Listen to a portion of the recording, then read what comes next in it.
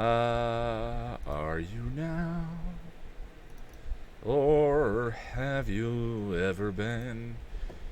Wow. And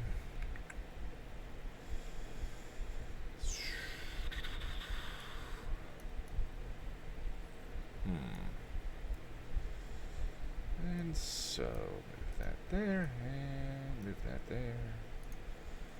There we go. Okay. Wesley, who, what, where are we? Curion's heyday. It's 1952. That needs a fade. Curion's heyday. It's 1952, and the front desk is being tended by a squirrel.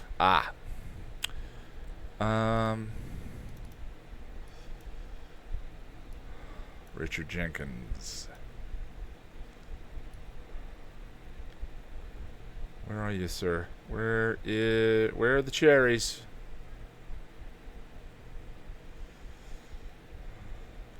Oh, there. Dick, you look so young. Ew. I don't want to see that.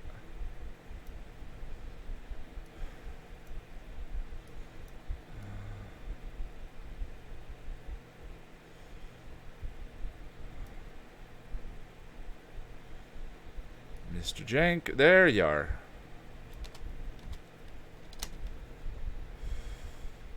Wow, look at Michelle Pfeiffer.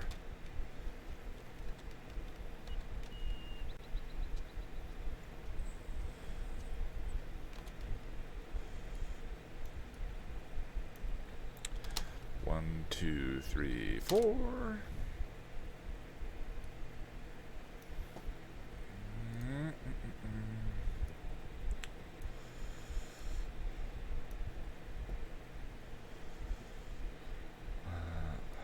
John is one of those character actors I'm always happy to see, but can never remember the name of. The Richard Jenkins category of awesome actor.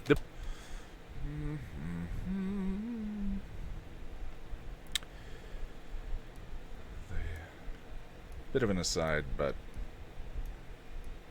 I'm kind of fascinated by the Richard Jenkins category of awesome actor. Optical flow. Public. Hello, everyone. Who's watching? You don't have to say anything. Oh, there's Quinn. Is this still the Communist episode? Yep, I only got about 2 hours done yesterday on stream. So, yeah, we've got a ways to go. Oh, he's so young. Undo. So, the shape of water.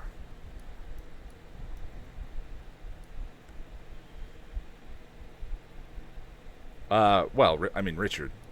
My stepmother went to college with him. They were friends for a number of years. Got to meet him once or twice. He's very cool. And he's perfect in every movie he's in. There he is. You need it.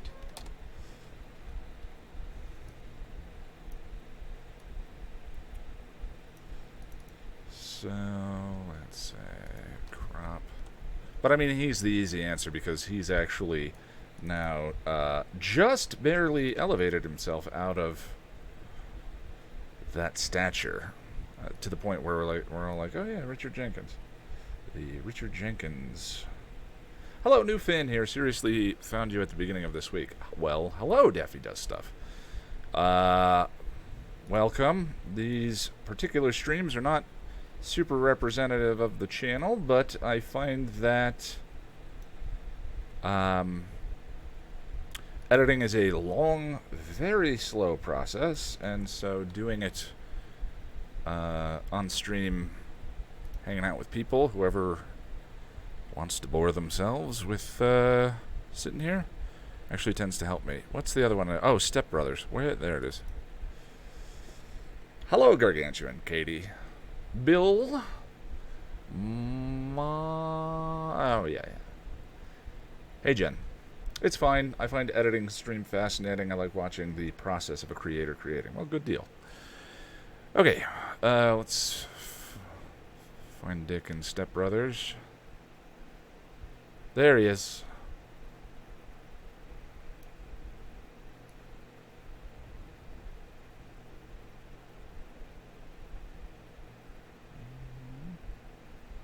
Adam Scott playing a jerk again. Did he only play a good guy on Parks and Recreation?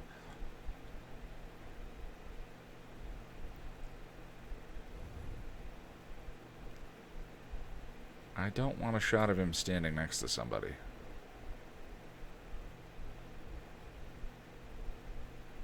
There we go. Eat all the damn flowers anyway. If you'll excuse me, I think I'm...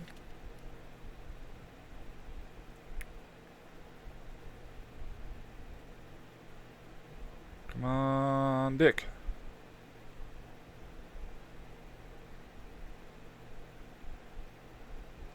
Actually, he probably has a solo shot in the intro. There he is. But I don't want credits over it. Oh, hello. Bick, bick, bick, bick, bick, bick, bick. Directly over the ear. Wow, look at the lighting. Which eliminates the need to put your face between those breasts. Oh, boy.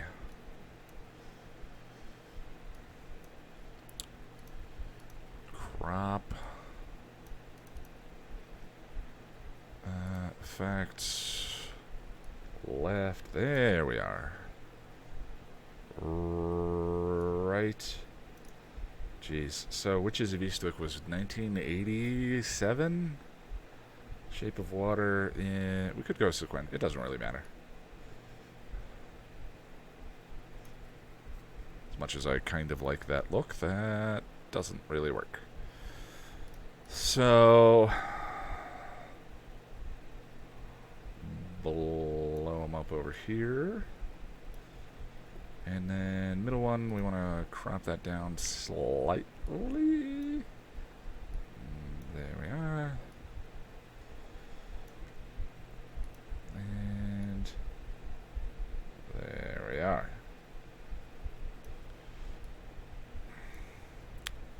And then crop the left side. And that middle one still doesn't work for me. Man, do I wish that Adobe Premiere had guides. Yes, I know After Effects has them, but we who use Premiere most of the time need them as well. Please, Adobe, please!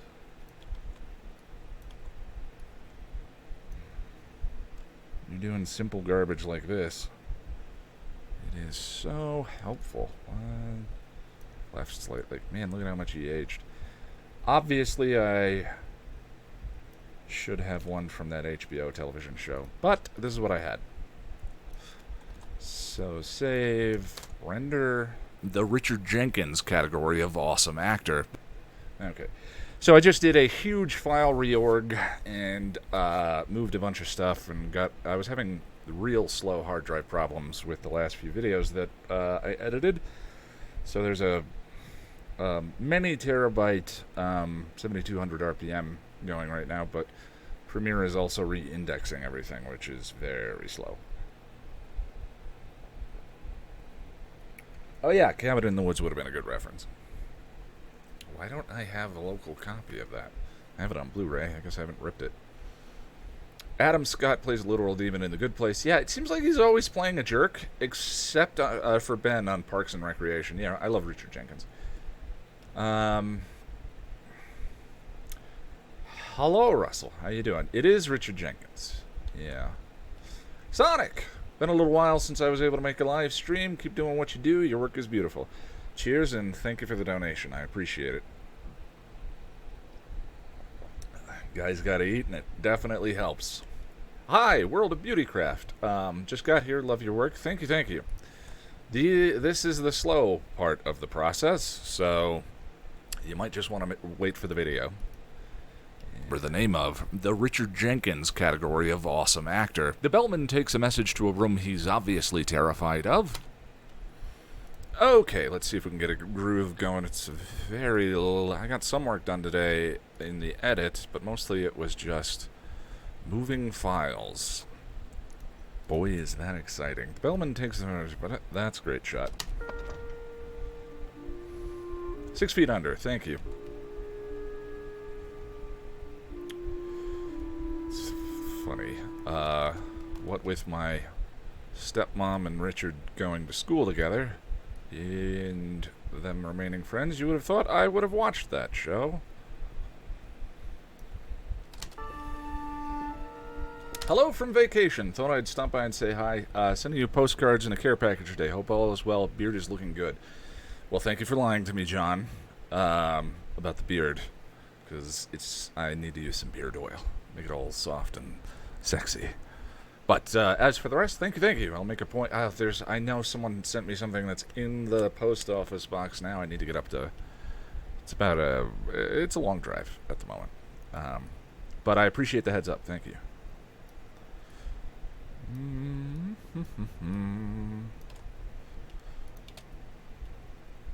The bell. Got any voiceover recording editing tips? Just start. No. Beyond that, not really. Everything that I don't have any formal training, everything I've done has been because I was kind of sitting around waiting for formal training, and then I was like, well, why don't I just instead start making stuff? And that turned into a thing instead of doing voiceover work. So here we are.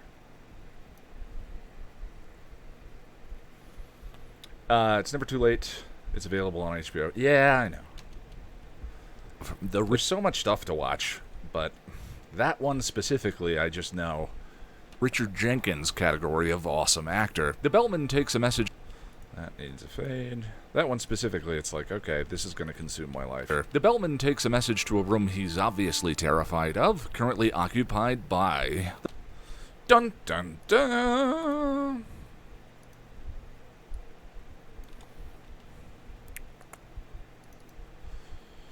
Okay, groove time. Let's get in a groove.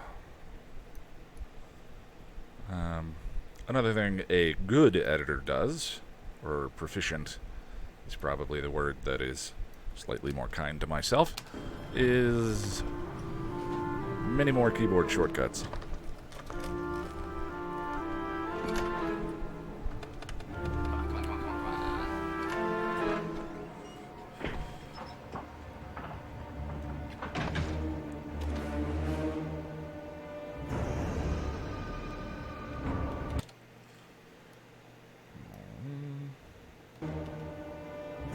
That's the one.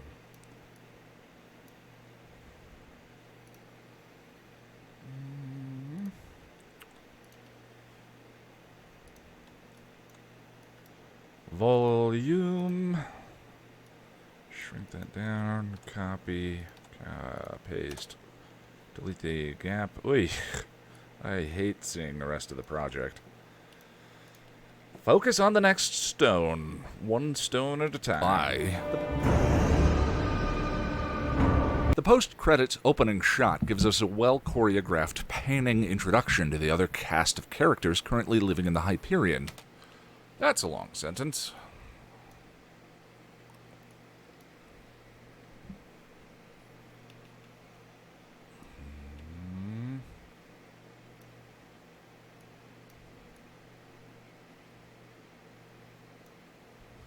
Happy to see the not-so-boringest stream again. Fans of Angel tell me this episode is a classic. It is definitely a classic.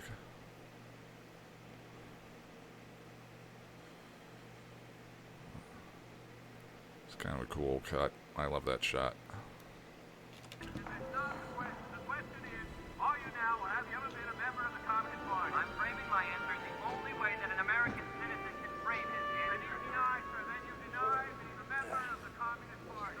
Come on, honey. How do you think Lana Turner got started?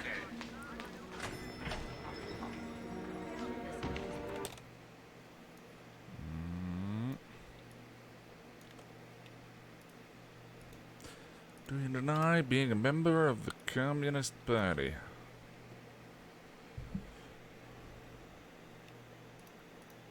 post-credits opening shot gives us a well-choreographed, panning introduction to the other cast of characters currently living in the Hyperion. Really beautifully designed, with present-day Angel opening the shot, living in the Hyperion. So... let's just do a little visual mumbo-jumbo.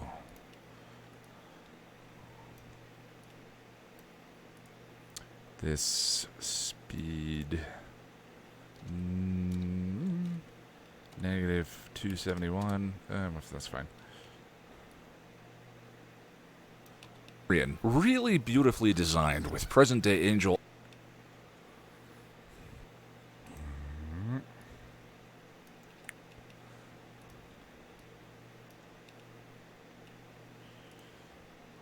And then speed negatives. Wait, what's going on?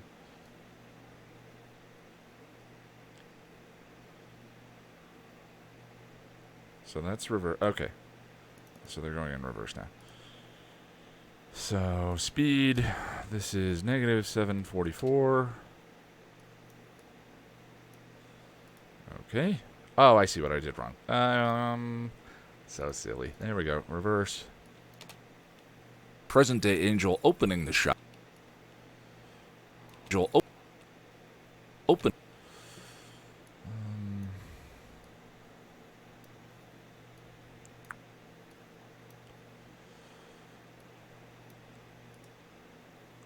So add frame hold. Angel opening the shot. And past Angel ending it. This is probably going to look stupid, but whatever.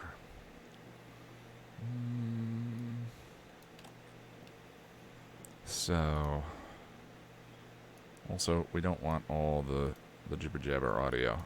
Gives us a... unlink this, remove that. This should be speed 100, so it's sounds normal, perfect. Oh, undo.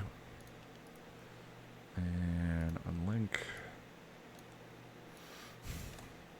Save. Let's see what it looks like. The post-credits opening shot gives us a well-choreographed... Oh, I screwed something up. That's what I screwed up. Unlink the audio first, then change this to 100. Perfect. And save. Can we make this optical flow? The post-credits opening shot gives us a well-choreographed, panning introduction to the other cast of characters currently living in the Hyperion. Really beautifully designed, with present-day Angel opening the shot and past Angel ending it. Angel and past Angel. So, and then back one, and add frame hold. There we go. So once more with feeling. The Hyperion. Really beautifully designed. Oh, come on, man. Introduction to the other cast of characters currently living in the Hyperion. Really beautifully designed, with present-day Angel opening the shot and past Angel ending it. Angel returns from a trip to his blood dealer and...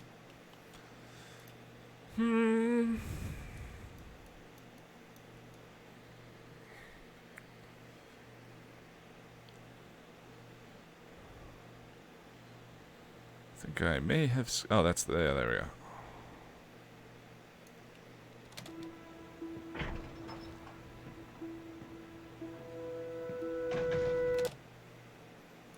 Such a cool shot with that lighting.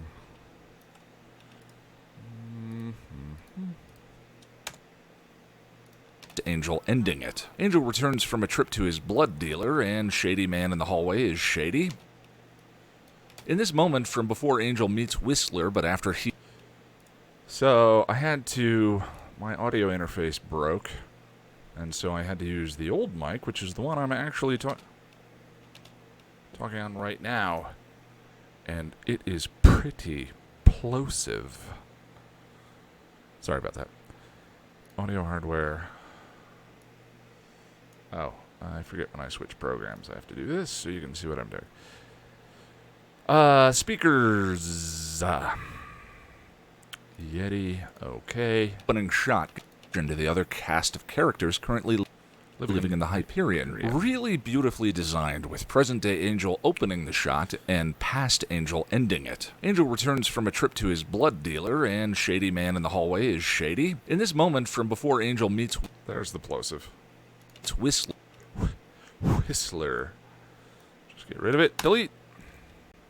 Angel meets Whistler, but Don't you find it ironic Angel's attitude and amends minus the suicide tendencies? There's my coffee. Meaning his despair, his behavior at the end of this episode is the same when he fires his team. Well, he doesn't fire his team in this episode. But I think I know what you're getting at. Yeah. I just want it done with. It's partly it'll be interesting to get there. I haven't really thought it through yet. I've been thinking these through one episode at a time.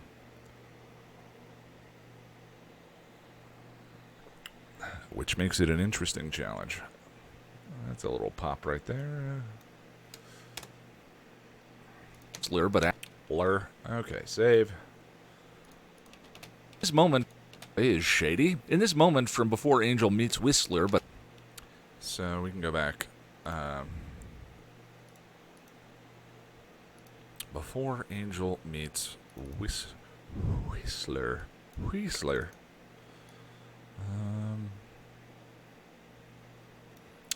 The stink guy.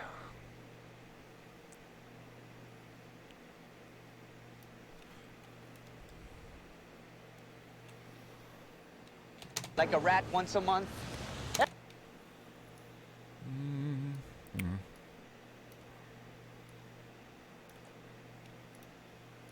is Shady. In this moment from before... What are you eating? hallway is Shady. In this moment from before Angel meets Whistler, but after he and Darla are Splitsville, he... And that is... Where's Filthy Soul?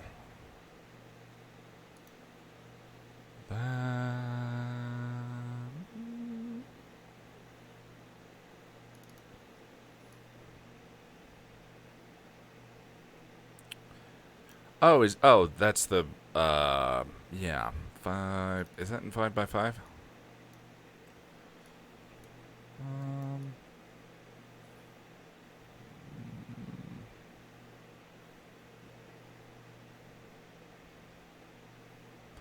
Boy, it's not overburdened with flashback scenes, is it?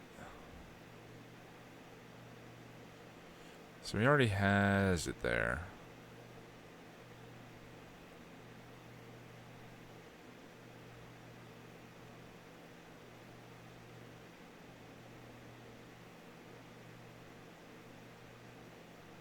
Okay, so it's before that.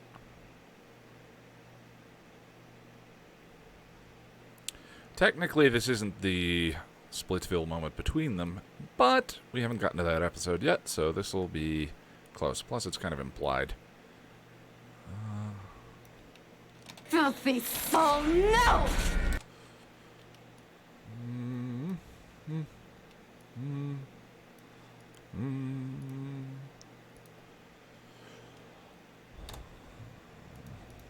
hallway is Shady. In this moment from before Angel meets Whistler, but after he and Darla are Splitsville, he's still drinking human blood.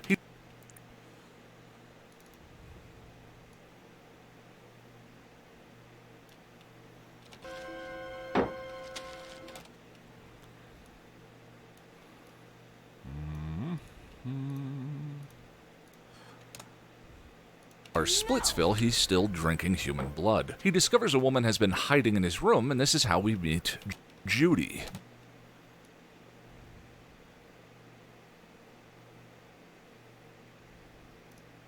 Two shakes. Where's... I want the shot. That one. Judy.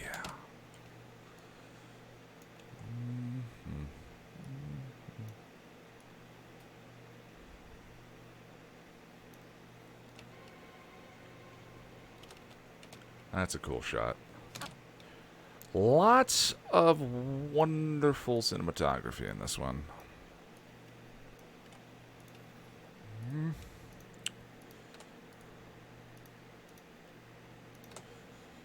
save. And in the hallway is Shady. In this moment from before Angel meets Whistler, but after he and Darla are Splitsville, he's still drinking human blood. He discovers a woman has been hiding in his room, and this is how we meet Judy. Judy is... I do believe Angel was still drinking human blood in the Buffy episode titled Angel. Those look like TV transfer or IV transfer things. Yeah, I cover that in this one.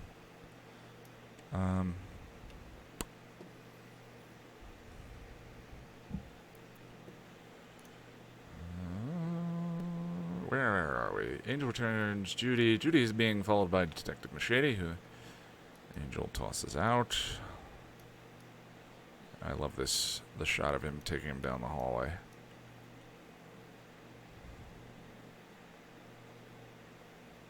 That's the one.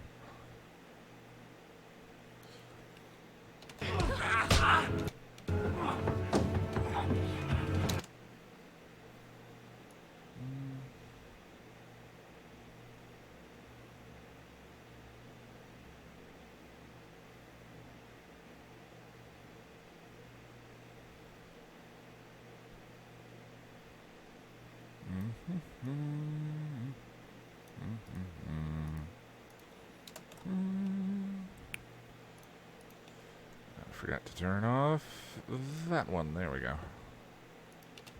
discovers a woman has been hiding in his room, and this is how we meet Judy. Judy is being followed by Detective McShady, whom Angel tosses out, less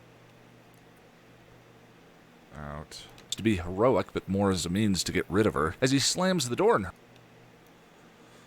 This means to be heroic, but more to get rid of her.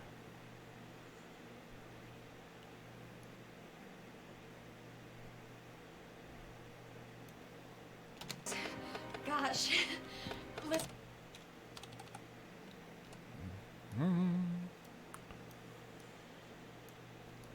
Volume. Whom Angel tosses out, less to be heroic, but more as a means to get rid of her. As he slams the door in her face, we get another cool transition back to modern time. We get another Plosive is what we get. The post-credits and the post-credit There were two right there that I missed, but that's going to screw up all the edits further down. period. So plosive. The post That's one of them. the post There we go. There's the other one. credits opening Angel opening the shot, and past Angel in Darla are Splitsville, he's still drinking human blood. He discovers a woman has been hiding in his room, and this is how we meet Judy. Judy is being followed by Detective McShady, whom Angel tosses out, less to be heroic, but more as a means to get rid of her. As he slams the door in her face, we get another cool That's the one. Save. Oh, sorry, I forgot to switch to audition. I could just leave it on display capture, but it's probably best to just not share the whole computer while live on the internet. Judy. Judy is being followed by Detective McShady, whom Angel tosses out, less to be heroic, but more as a means to get rid of her. As he slams the door in her face, we get another cool transition back to modern times.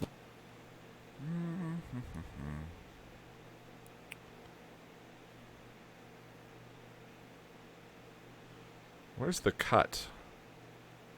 So wallpaper's torn right there.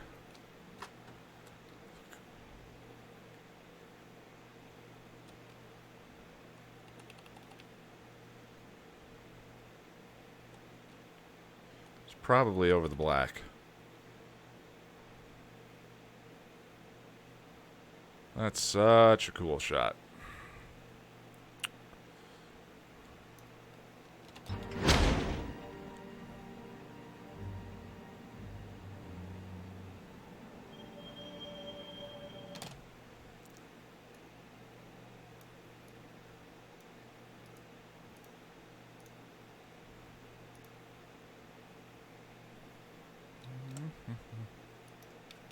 shady, whom Angel tosses out, less to be heroic but more as a means to get rid of her. As he slams the door in her face, we get another cool transition back to modern times.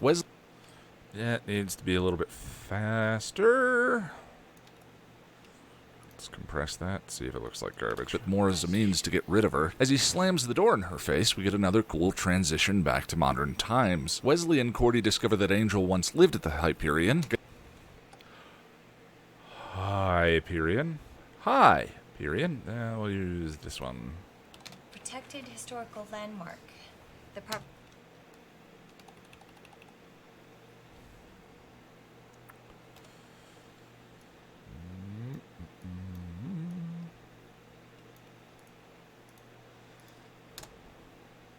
Times. Wesley and Cordy discover that Angel... Oh, that's going to drive me nuts. Wesley... It's actually a good thing I'm wearing headphones so I can hear all the plosives. So if I razor that and say edit clip and audition. Wesley and Cordy discover... There we go. There it is. Cordy Cordy.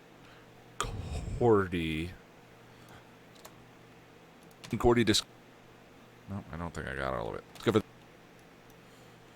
Cordy... Oh, there's a little bit right there. Cordy discover... Perfect. Save. To modern times. Wesley and Cordy discover that Angel once lived at the Hyperion. Guess that was a mirrorless camera. Well,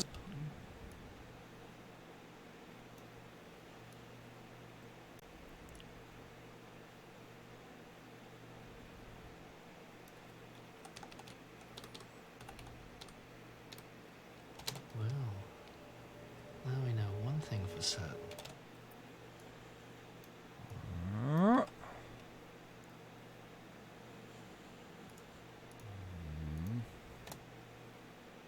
Times. Wesley and Cordy discover that Angel once lived at the Hyperion. Guess that was a mirrorless camera. Wesley intuits why Angel might have kept his history with the hotel a secret. Tracer.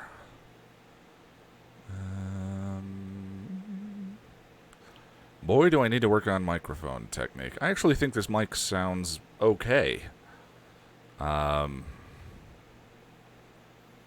But plosives aplenty.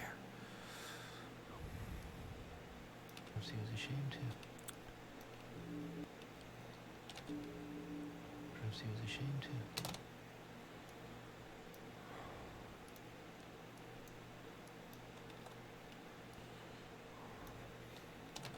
So why didn't you just tell?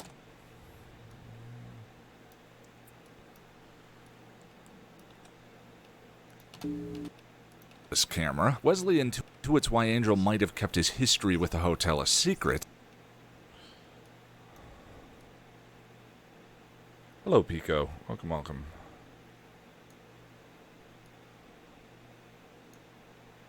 Perhaps he was ashamed.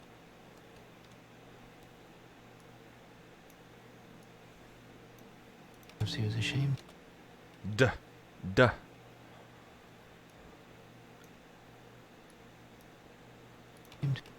There we go. Save. Delete. Boom. We are rolling along. Intuits why Angel Singing a might have song. kept his history with the hotel. Wesley intuits why Angel may have kept his history with the hotel a secret. Perhaps he was ashamed. Tell a secret. Perhaps he was ashamed. Back in the 19... Rolling along, singing a song.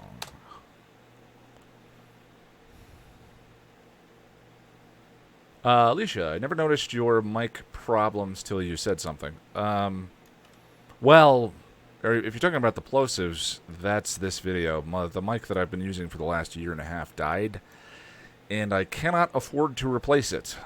Why Angel... The Yeti's nice, it's just... It's a little plosive. I think probably my screen is supposed to be a little more like that. But... here we are. Wesley intuits why Angel might have kept his history with the hotel a secret.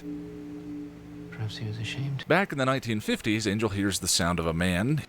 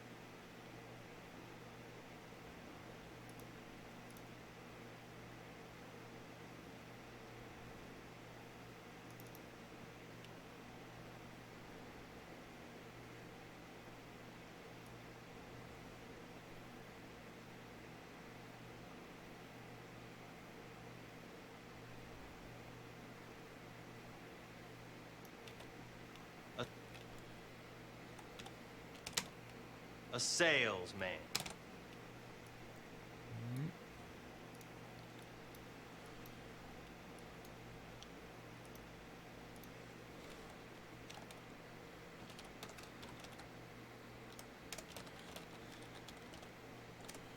Actually, I don't need to say that. It just... It's the sound of a man. A salesman. needs to be faster.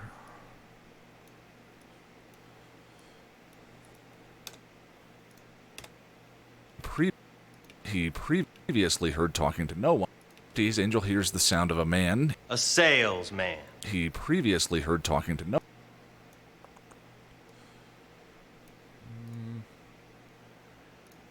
Clip original. Back in the 19 and back in the 19 and back in the 19 I think it's this bit. man. Perfect. Save.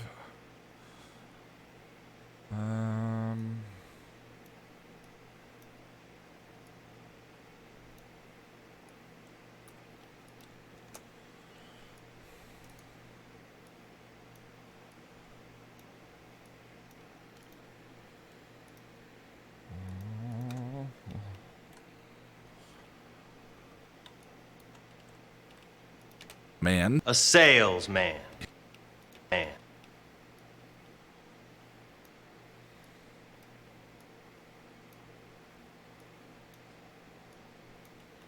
Quick. Have you considered redoing your Season 1 episode guides? They're great, but you didn't really start doing in-depth analysis till Season 2, and they are short as a result. Yeah, I mean, there's lots of ideas for... I mean, not until the series is all done, of course, but I also kind of feel like the evolution of... Given that the episode guides are written from a very personal perspective and sort of me processing the fiction of the show through ideas of psychology and identity and, there's a lot... My feeling was that there were a lot of academic conversations about it and all of that, and the thing that I could bring to a series of videos was me. And so... but it took a long time to figure that out and what that voice was and how that worked and so forth. And so I kind of find the evolution of the channel an interesting thing. I love going to... I don't watch all of his videos, but I watch a lot of them. I'm subscribed to MKBHD. And if you go... He's one of the most prominent tech YouTubers now. And if you go to his channel... Go to uploads and sort by oldest. His first videos are astonishing. Him when he was 14 and he just bought a Hewlett-Packard laptop. And he did a video on the screen and a video on the mouse and a video on that. And I love seeing that progression on a YouTube channel. It's very inspiring. So I might do like... an addendum series, addendum to Season 1, addendum to Season 2, rather than redoing any videos, because I kind of, some of them are mistakes, and I think that's part of the creative process and a good thing. Kept his history with the hotel a secret. Perhaps he was ashamed. Back in the 1950s, Angel hears the sound of a man. A salesman. He previously heard talking to no one. And there were a lot of questions. I'm hopefully going to have this video done by the end of the day and then take tomorrow off and get to those questions on Sunday. Along with the next Nerd Chipper video.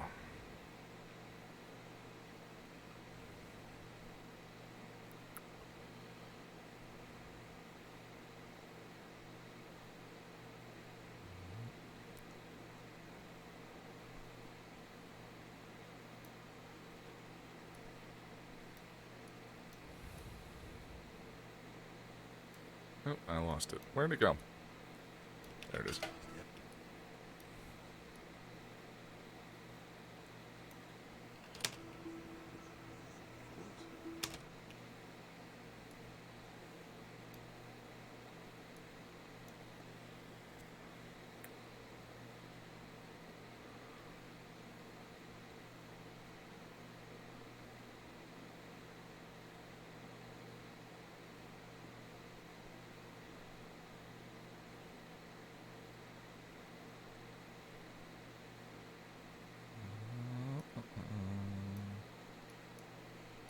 For a second, I thought there was an actual argument going on. Don't scare me like that, guys.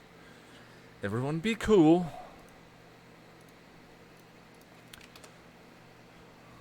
Not astronauts versus cavemen.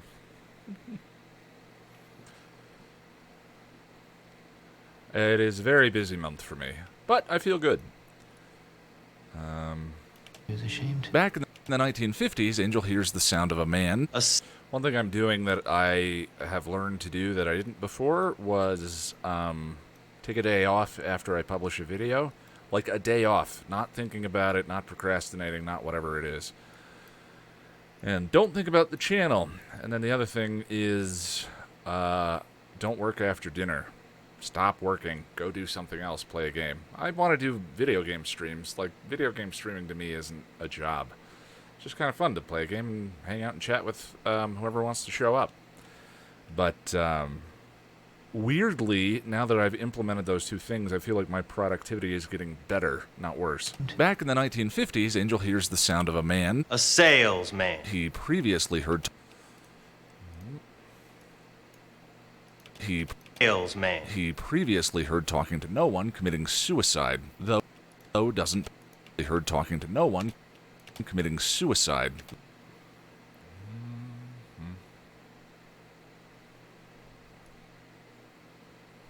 Have you ever had to ban anyone, like either in the YouTube comments or during the stream? Sure. The YouTube ban list is like 30, 40 people. I mean, I've been doing this for 5 years. And I have people muted, you know. I'm, you know, they say that where's the suicide? Is it, oh, it's after he tells it. Yeah, that's where we are.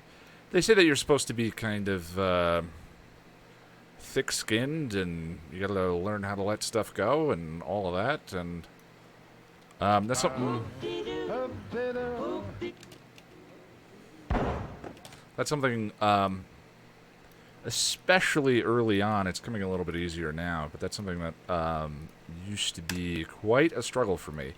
I'm a very, very anxious, insecure person, and so being public in this way and putting stuff on the internet is a big challenge. Previously heard talking to no one committing suicide, though doesn't pay it much mind. The hotel... Suicide. Committing suicide. Though doesn't pay it much mind.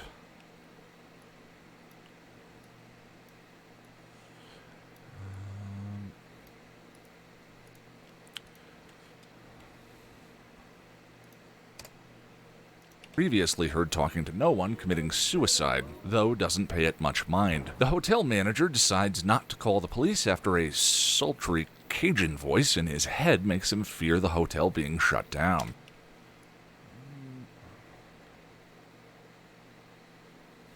Out. In.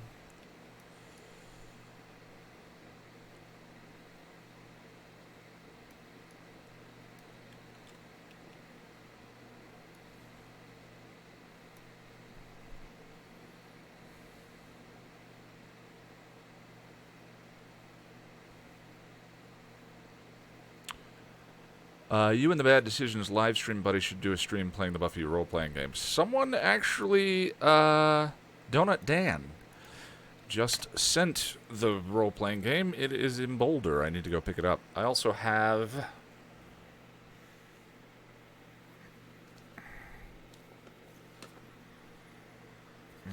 They're green, so I'm sure they're going to be cut slightly.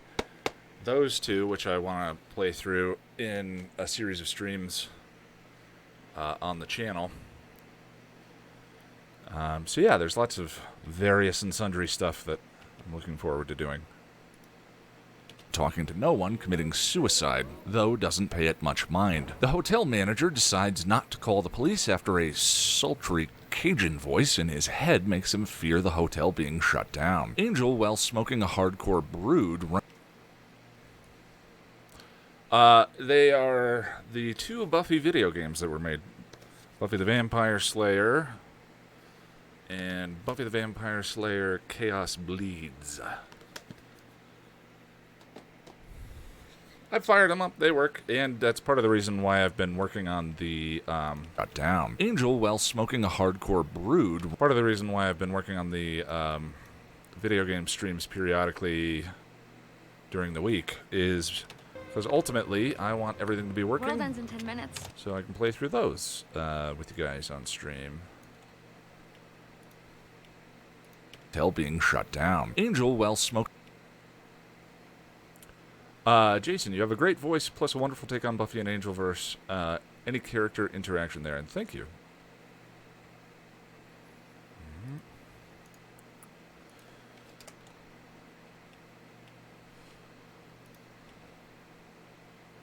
Fear the hotel being shut down. Angel, while smoking a hardcore brood, runs into Judy at the.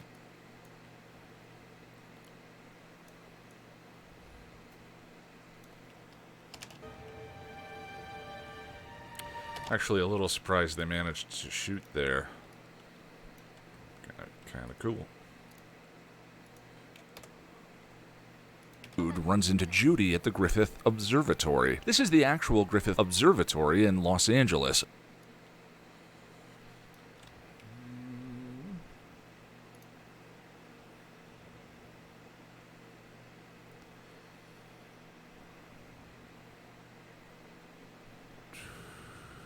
So, guides, boom, B-roll. Is it in Chinatown? We need...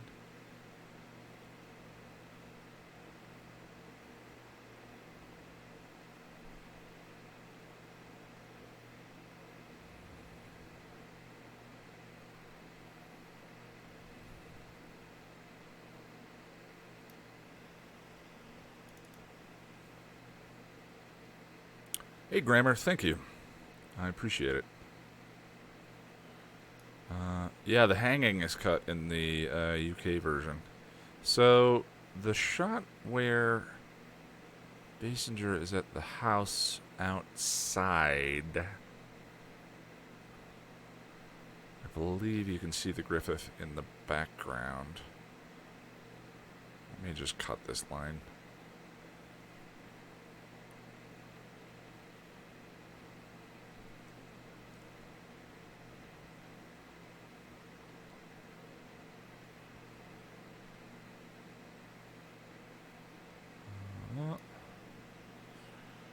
Psycho Rebel. It is in Rebel Without a Cause, but Or Brood runs into Judy at the Griffith Observatory. I'm just gonna cut that. Boop. So do that. Close that, and I heard a nitty bitty plosive. Let's get rid of that.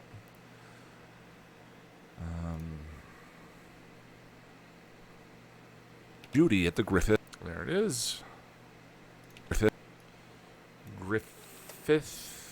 Griffith. Oh, that sounded terrible, so... Be at the Griffith Okay. I was really struggling saying Griffith. Griffith Observatory. Griffith Observatory. Doesn't just roll off the tongue. Makes him fear the hotel being shut down. Angel, while smoking a hardcore brood, runs into Judy at the Griffith Observatory. A rumor that the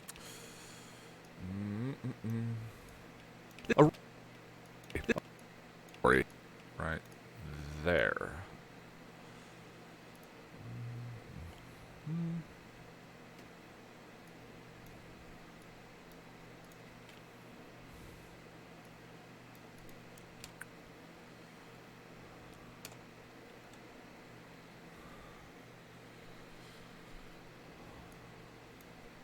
Judy at the Griffith Observatory. A rumor that the neighbor's suicide was a murder starts to permeate the hotel, and starts to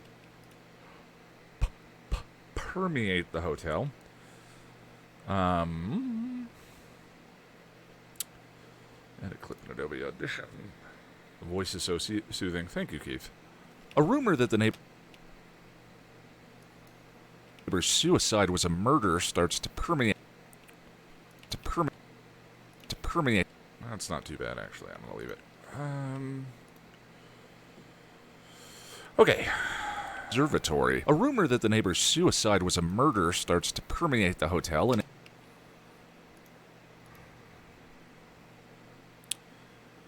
are you now, or have you ever been? So, where are we?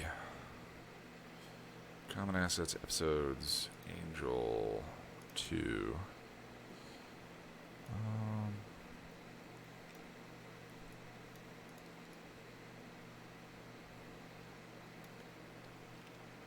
A drink, and the guy says to me, "Do they serve peanuts?" It's easier to say if you place it farther forward. Griffith, higher in your mouth. Oh yeah, definitely Griffith. Peanuts at this bar. Oop-de-doo. A rumor that the neighbor's suicide was a murder starts to permeate the hotel, and Angel, seemingly against his better judgment, is starting to get to know Judy.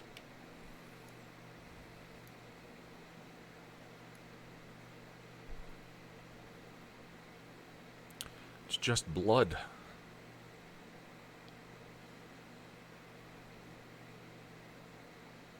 It's a nice shot.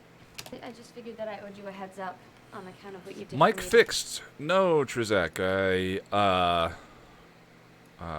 bought an interface. The interface was busted, and bought another interface, which I was told would have enough power, phantom power, and it didn't. So I have reverted back to the mic I was using 2 years ago. It sounds okay. Difference is the other one's 24-bit. This one is 16, I think. So that's a bit of a bummer. I don't know what YouTube's max is, though, so maybe it might not even matter. Runs into Judy at the Griffith Observatory. A rumor that the neighbor's suicide was a murder starts to permeate the hotel, and Angel, seemingly against his better judgment, is starting to get to know Judy. Judy. Perhaps he was ashamed to. Everyone here has something to hide.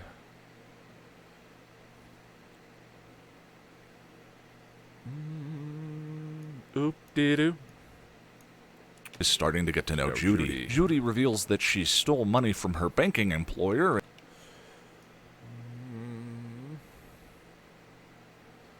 Show me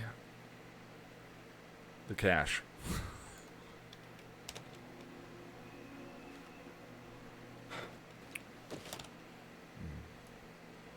Voice is fine.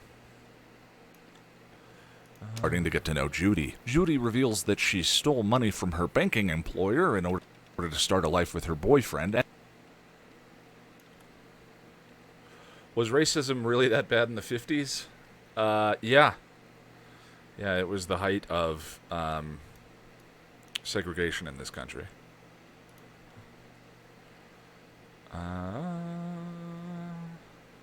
Life with her boyfriend and has been hiding out at the hotel.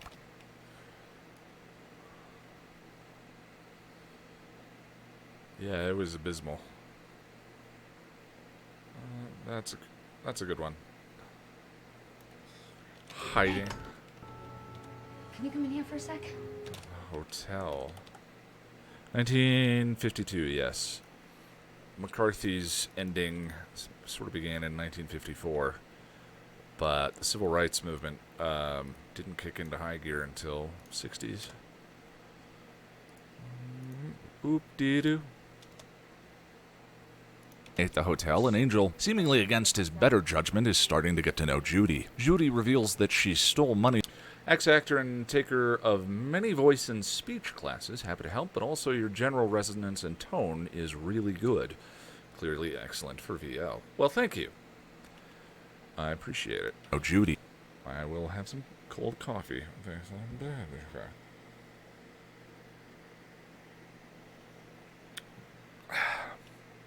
Good to get to know Judy. Judy reveals that she stole money from her banking employer in order to start a life with her boyfriend and has been hiding out at the hotel. Problem is, and there's a flash frame right.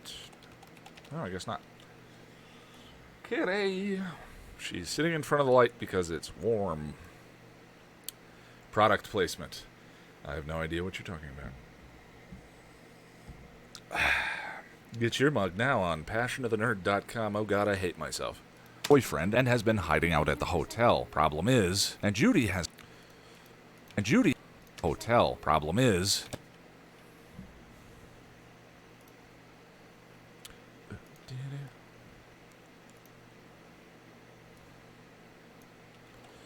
Save. Quote 2034. Was racism that bad in California? Yeah, it was everywhere. Died. He was murdered. I don't think so. No, it's true, which means there's going to be police and questions and I thought that you might want to know in case maybe. Well, I'm not implying that you've got something to hide, but. Everyone here's got something to hide. Yeah. I just figured that I owed you a heads up on the. Everyone here has something to hide. Damn it. That was the line I was looking for, and I was spacing out thinking about desegregation. Yeah.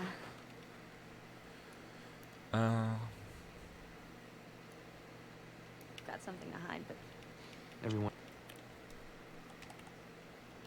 Everyone here's got something to hide. Oop-dee-doo.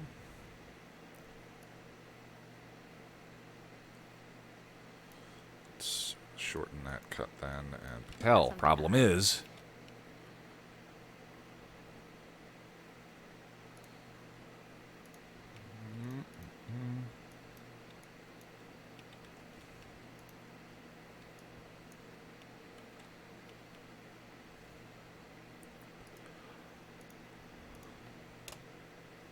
Kat, I was trying to find that exact line indicating what the boyfriend's yeah, the song does get into your brain. It's stuck.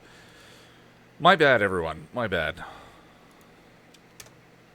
You never close your eyes anymore when I kiss your lips. No, oop-de-doo's better. Oop-de-doo. At the hotel. Problem is... Everyone here's got something to hide. And Judy has been hiding that. Angel agrees to help Judy and hides the money in the basement. When he does, he hears the Cajun voice of bad ideas. Something. Another moderator just handled this. Is it... Hello, cutie.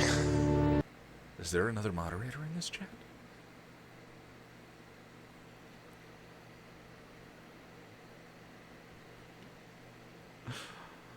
Hotel. Problem is...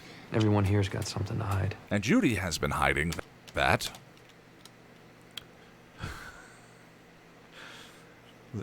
Is someone hiding? One of my friendly, lovely moderators hiding? That was weird. Anyway. It's not clear whether it works on Angel or not. He could hear the voices, so maybe it just might have taken a little bit of time.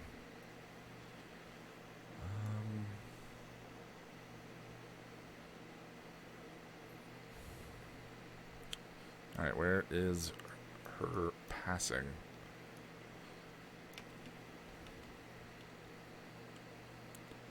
It's still generating peak files? Really? Come on, Premiere.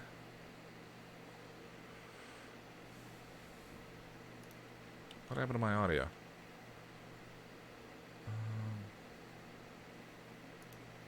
Boyfriend and has been hiding out at the hotel. Problem is... Everyone here's got something to hide. And Judy... You knew he wasn't my boyfriend. I had a hunch.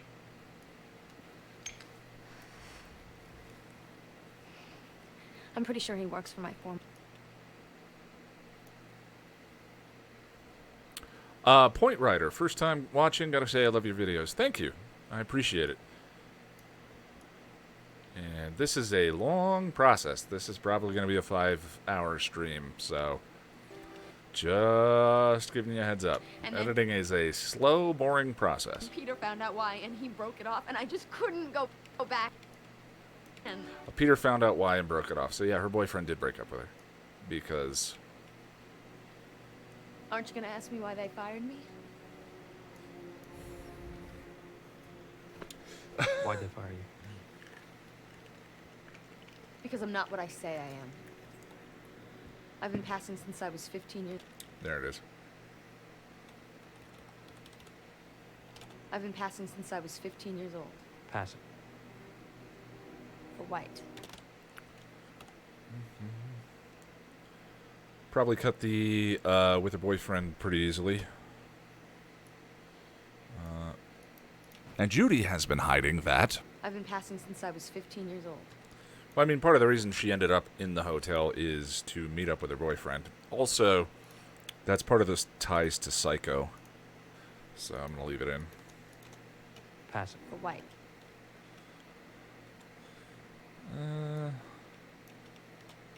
Shorten that up slightly.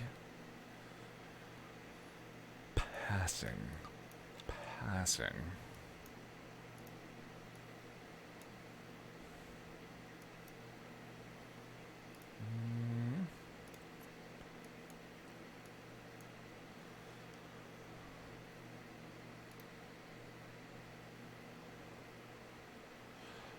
No, she said that she stole money. It's the plot of Psycho. It's what gets Janet Leigh to the Bates Motel. She stole money to start a life with her boyfriend, and ended up at the hotel. That. I've been passing since I was 15 years old. Passing. For White. Save. Scene bothered me a little because Angel already pointed out when they first met that she was the wrong color, so he already knew and told her. I don't remember that.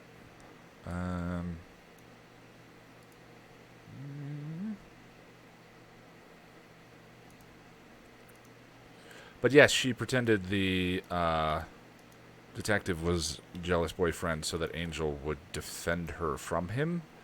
But she also came to the hotel and stole that money to be with her beau. For White. Angel agrees to help Judy and hides the money in the basement. For White. Angel agrees to help Judy, hides the money in the basement. When he does, he hears the Cajun voice of Bad Ideas for the first time.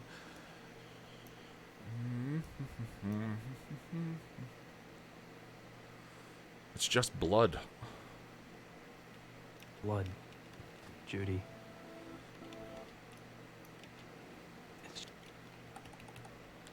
It's just blood, Judy.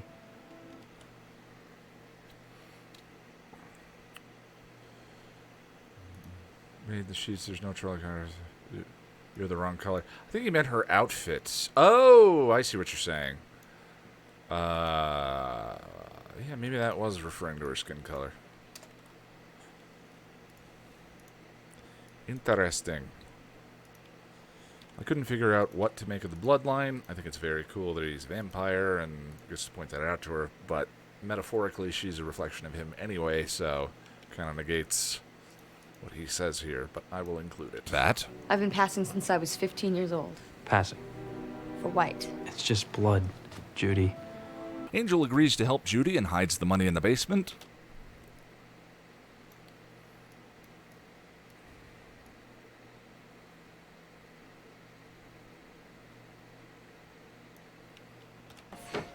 No. It'd be something. Angel agrees to help Judy and hides the money in the basement.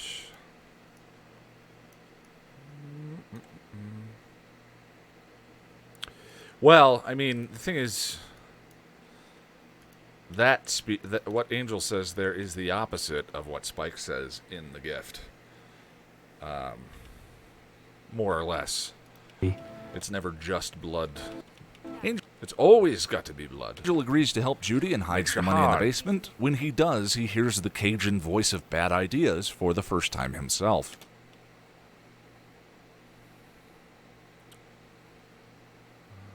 $25.31.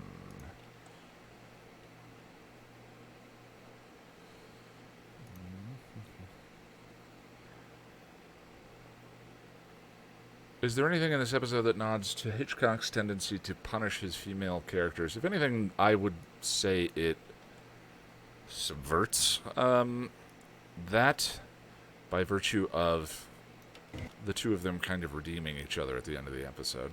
It's making people crazy. Hey, do you think that if somehow the money...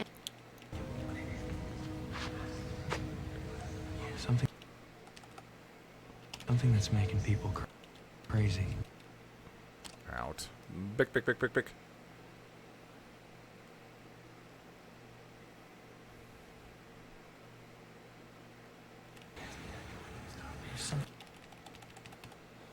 something in this hotel. Guess we don't really need that whole thing.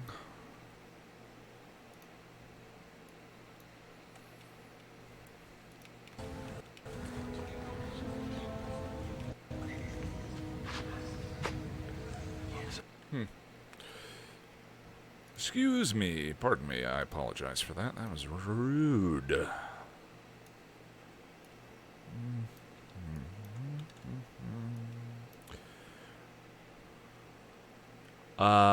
You just watched this. Did he say wrong color? I mean, we can just check. But that sounds familiar, yes.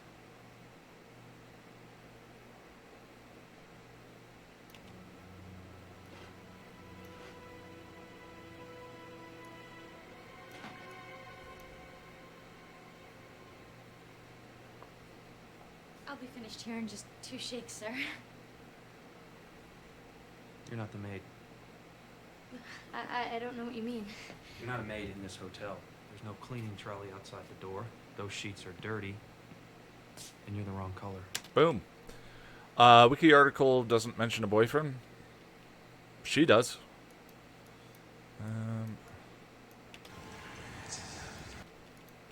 Hides the money in the basement. When he does, he hears the Cajun voice of bad ideas for the first time himself. There's something in this hotel.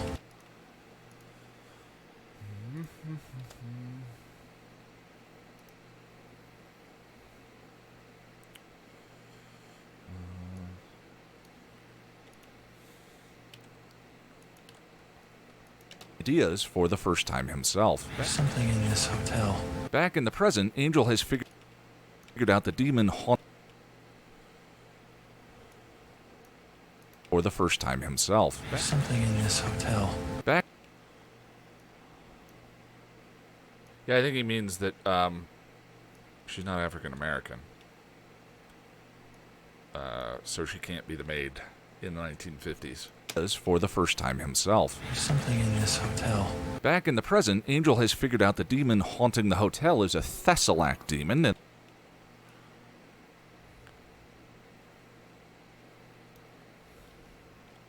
Before they started building it. Right. Yeah. That I thought makes if I had you trace the events so we could track it and find out where it went. So that's the way I interpreted the line. I'm not sure.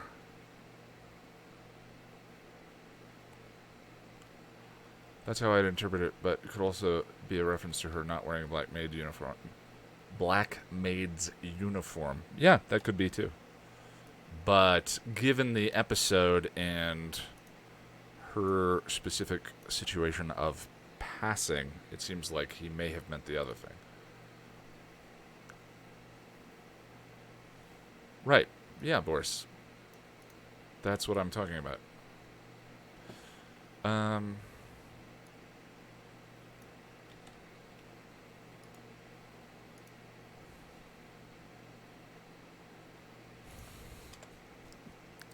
What a weird discussion for us all to be having. Thank you, Are You Now or Have You Ever Been? Himself. There's something in this hotel. Back in the present, Angel has figured out the demon haunting the hotel is a Thessalac demon, and they need to render it corporeal. Corporeal?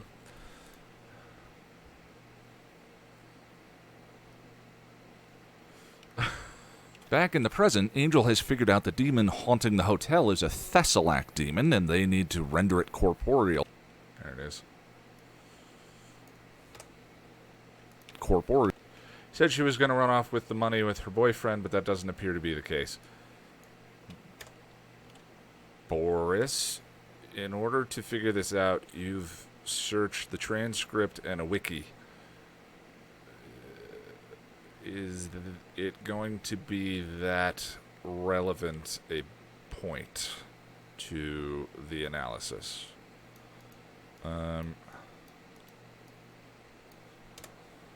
Kill. Just saying. Hotel. Back in the present, Angel has figured out the demon haunting the hotel is a Thessalac demon, and they need to render it corporeal. Corporeal. Render it.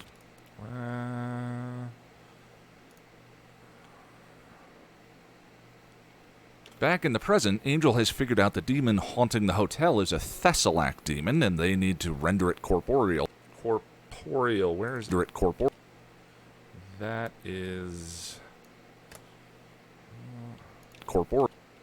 I guess I'm just hearing plosives where they don't exist. They need to render it corporeal to kill it. In the Corporeal to kill it. You want me to research the research? Already done it. to kill it.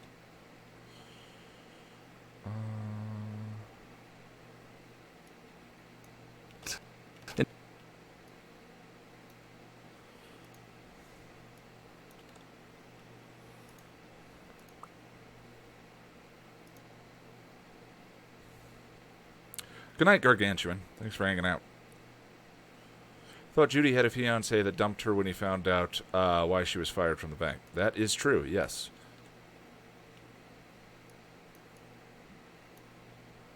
Oh, I see what you're saying. The series of events.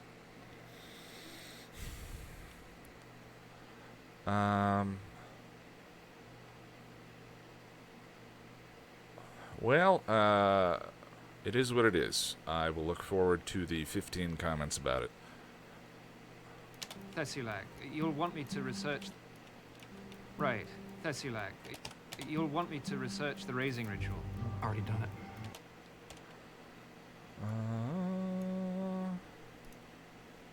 it. You'll want me to...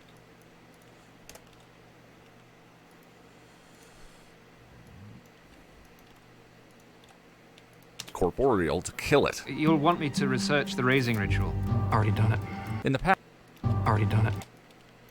Faster, please.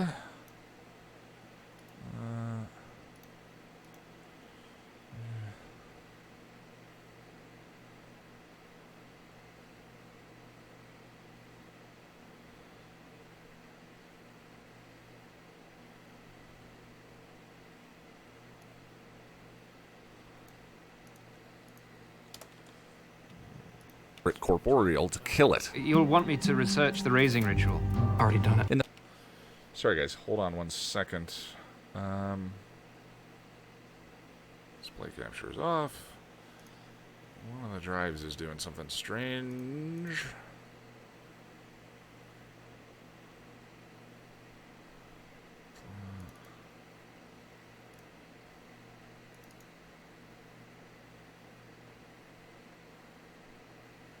Oh, jeez, Louise.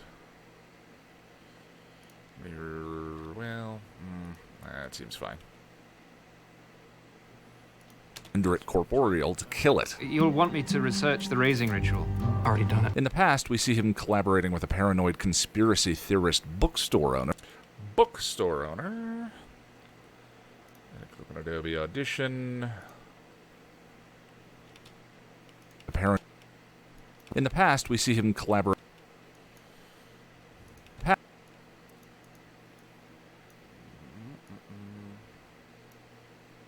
Past, we see him collaborating with a paranoid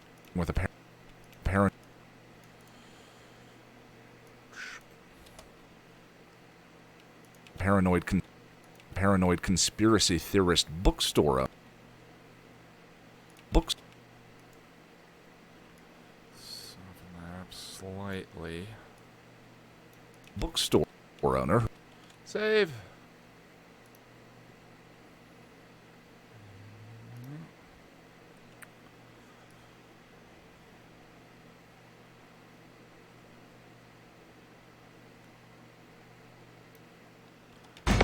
Reputation, that's why I'm here. Now, it's been a long time since I opened a... Kind of interesting that the episode frames certain variations of paranoia in a positive light by virtue of the bookstore owner. Already done it. In the past, we see him collaborating with a paranoid conspiracy theorist bookstore owner who explains how to put the paranoia demon down.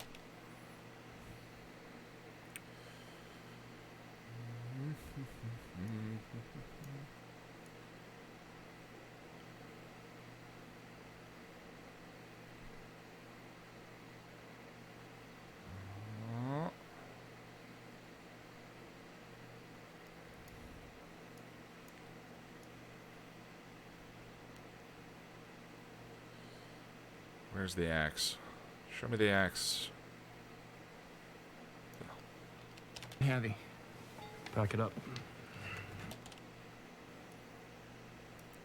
for free. I love that. David's performance in this one is terrific. In the past, we see him collaborating with a paranoid conspiracy theorist bookstore owner who... That's I made that way worse. Now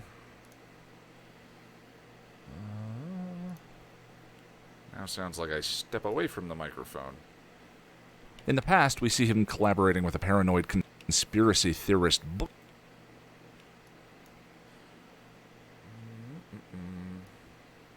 bookstore owner. Fine. Close enough. Okay. Collaborating with a paranoid conspiracy theorist bookstore owner who explains how to put the paranoia demon down. But the situation in the hotel has decayed beyond coming back.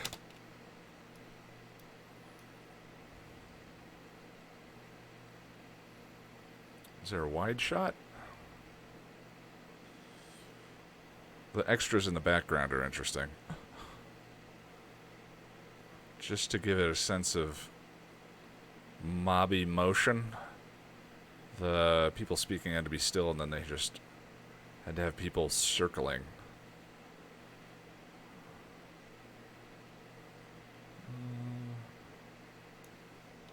Got himself, remember? Did he? Were you there?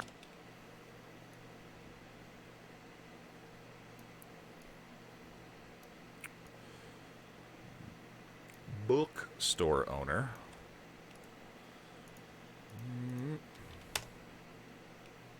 Down. But the situation in the hotel has decayed beyond coming back. Rebel Angel Without a Clause's final moments at the Hyperion occur wonderfully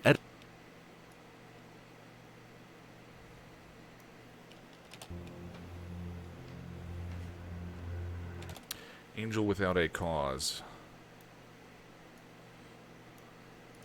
Let's see if we can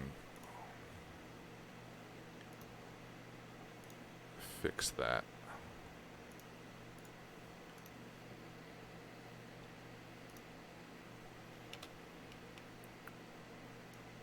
Rebel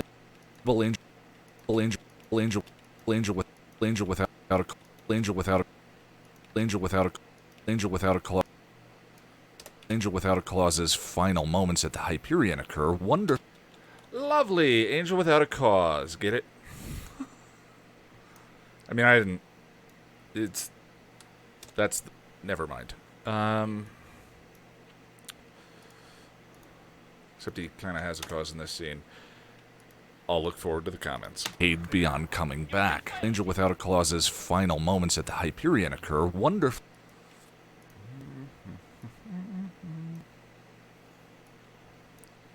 coming back. Angel Without a Clause's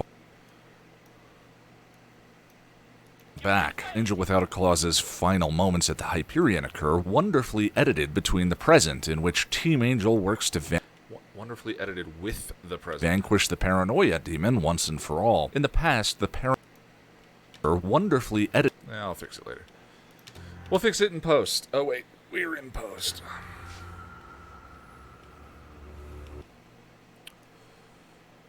Such a great set. Actually, let's just use this. What?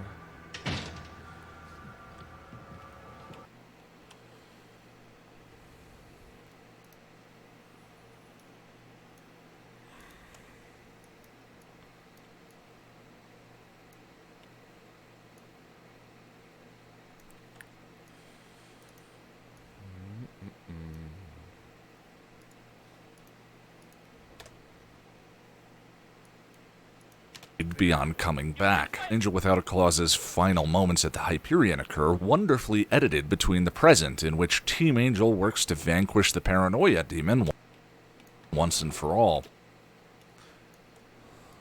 And to...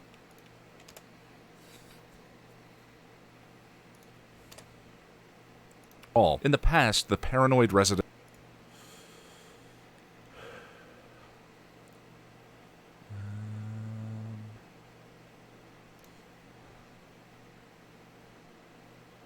Angel Without a Clause's of the Hyperion attack. between the present, in which Team Angel works to vanquish the paranoia demon once and for all. In the past,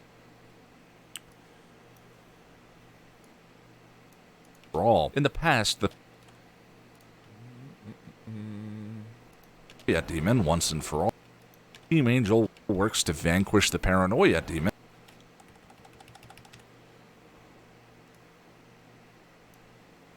Demon once and for all.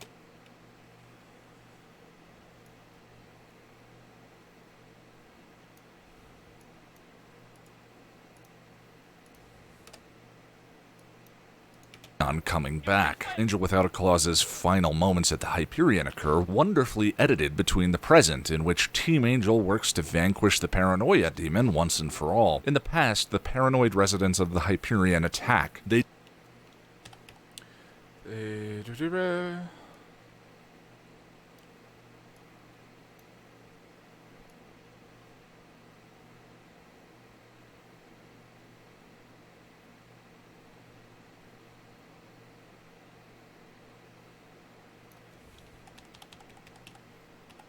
This is a great cut, too. The portal starts to open.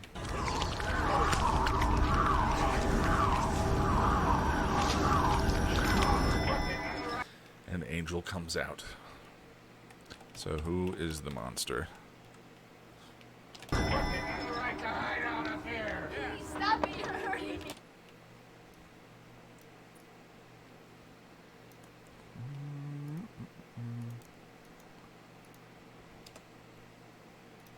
A demon once and for all. In the past, the paranoid residents of the Hyperion attack. They descend on Judy, and to save herself from the crowd, she gives them Angel. Proud.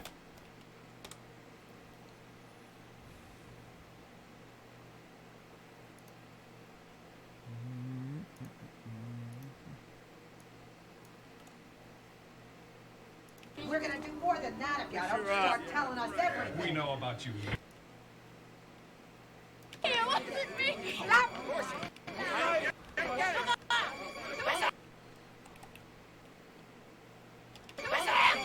Look at his room. Go ahead, look. He's got blood. He's a monster.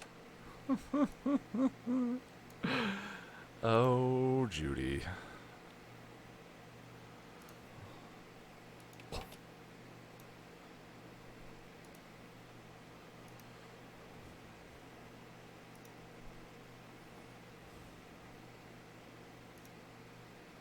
It's such a tough scene. Such a tough scene. So well done. Poor Judy.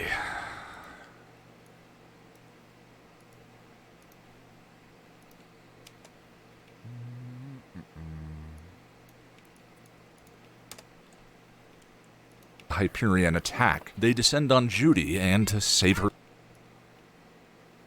Descend on Judy, and to save herself from the crowd.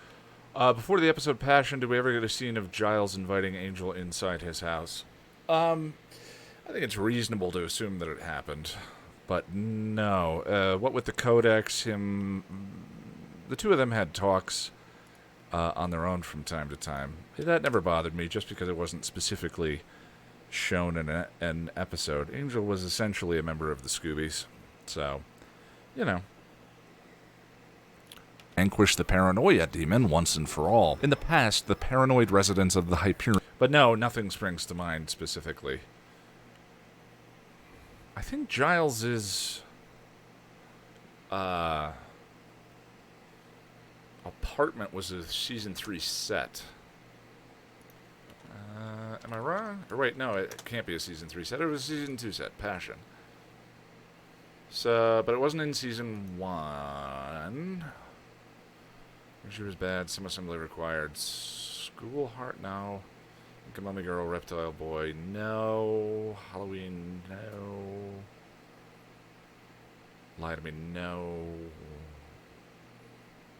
Yeah, no, I don't think it was ever shown on screen. But they had conversations outside of, or rather with Buffy and the other Scoobies not around, so it was fine. I was fine with it.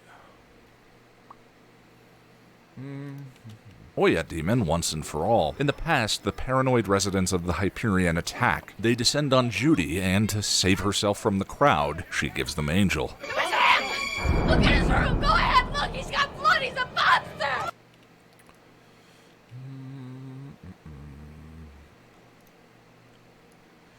Oh, Judy. Also, was he just being polite before entering the apartment in Pangs, or did he actually need to be invited in?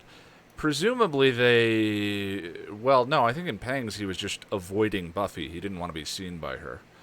But, and he had already been re-invited in Amends. So, I think the reason he was staying out in that episode was, greetings from Ireland. Hello, Chasing Ideas. So yeah, he had already been re-invited. I think he was just not wanting Buffy to see that he was there. Monster! Oh, Judy. As stated by the bookstore owner.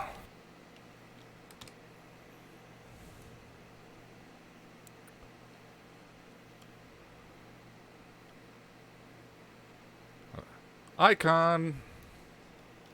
In our midst.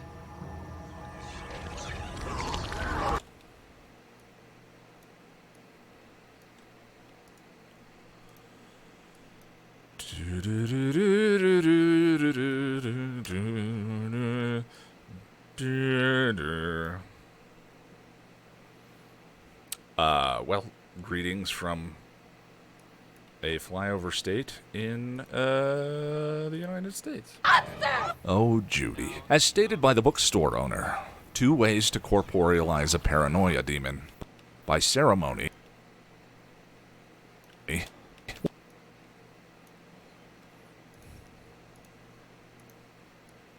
This will be shocking and gross. Not deliberately so, but that's how the edit works out. Also, I've been trying to catch a live chat to tell you we had a human rights convention here in Belfast, Northern Ireland, and there was a panel. Human rights and Buffy. Oh, interesting. That sounds kind of fascinating.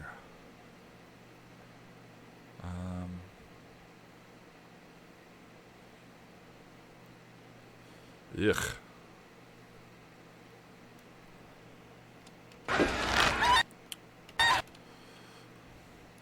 Or through a big meal.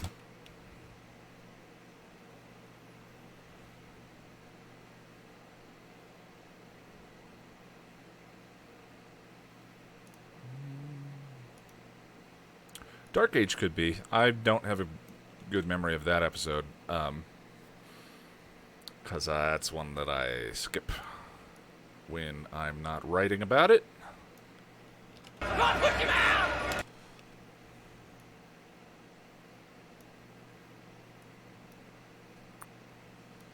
Not a fan of that one.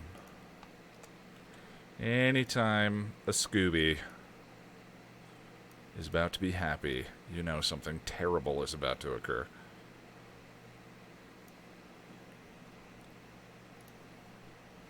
Meal.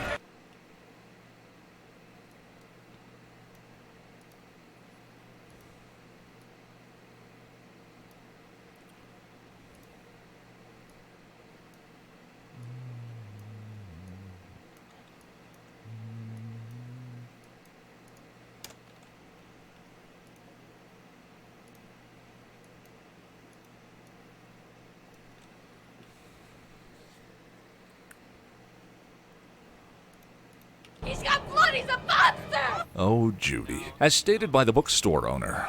2 ways to corporealize a paranoia demon. By ceremony or through a big meal.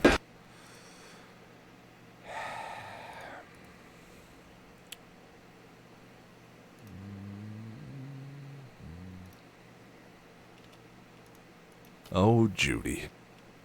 As stated by the bookstore owner. 2 ways to corporealize a paranoia.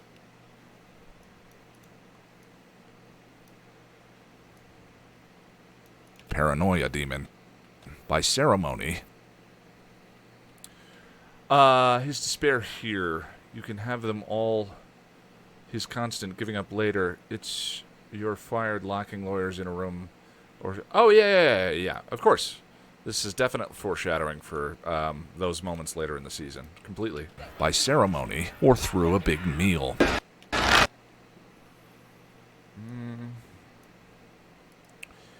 And that specifically will be something that I reference once we get there, rather than specifically in this episode, but I do think it's very cool. Although, you know, I think structurally there are issues, which I brought up in the previous Angel video.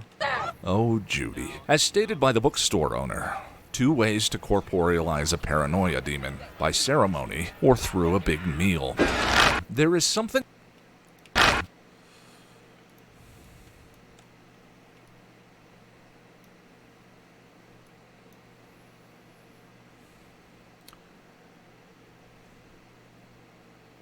Oh, Judy is an outro? I think I like the outro we edited last night. Edited it.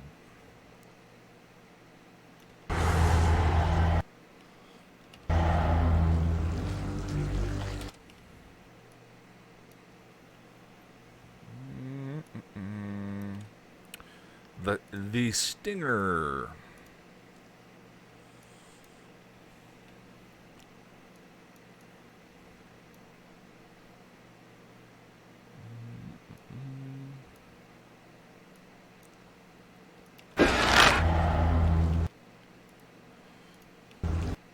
There is something...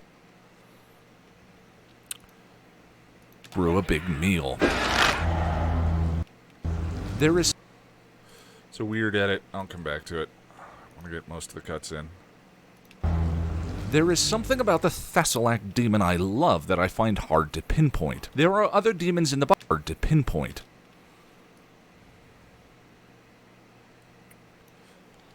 I love people. Don't you? Happy Meals with legs. Love your narration, but do you ever get tired of it? Sure. You're talking about making video content? Yeah, it's definitely draining. Any work is. There is something about the Thessalak demon. There is something about the Thessalak demon I love that I find hard to pinpoint. There are other demons in the Buffyverse with more terrifying designs.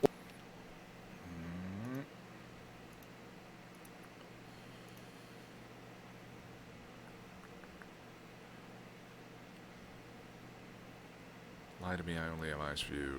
Ugh.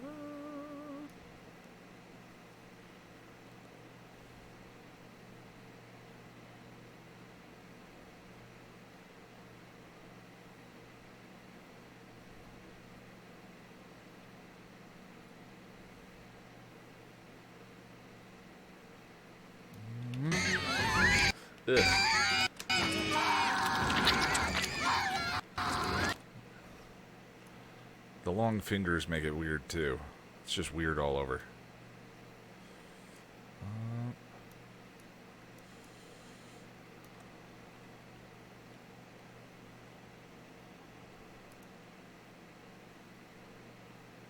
Apply default changes.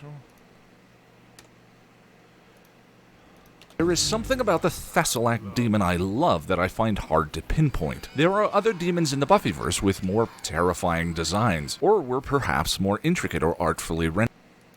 Perhaps more intricate or... Everyone please be civil.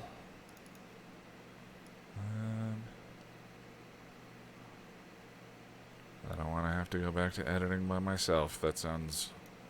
boring and awful. Although I could go get wine. I could edit with Boda. Boda and I could hang out.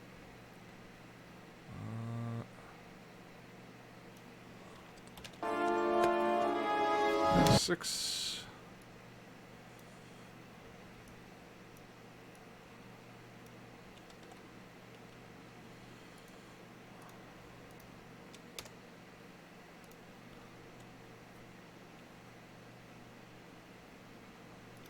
Terrifying design. Thank you, Shiana? Sorry about that. Or were perhaps more intricate or artfully rendered. But when... sorry if I got your name wrong. Rather, sorry I got your name wrong. I Robot You Jane. Of course I'm missing that one. Exports. You can go get wine right now. No, I'm going to work till dinner. And I was hoping to have this done before dinner, but that was optimistic. And maybe go do wine and do an evening session and just finish. Because I want to take tomorrow off. Point. There are other demons in the Buffyverse with more terrifying designs, or were perhaps more intricate or artfully rendered. But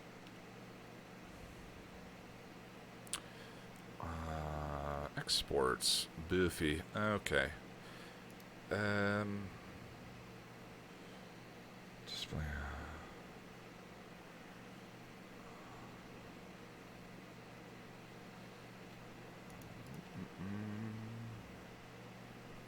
Link media. Why are all the exports missing?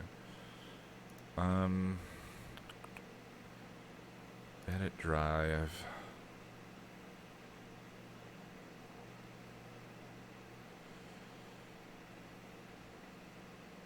We'll come back to that cut. I just want to keep it moving. rendered. But whenever I think about Angel as a whole, the Thessalac demon. Whenever I think about. But whenever I think. Artfully rendered.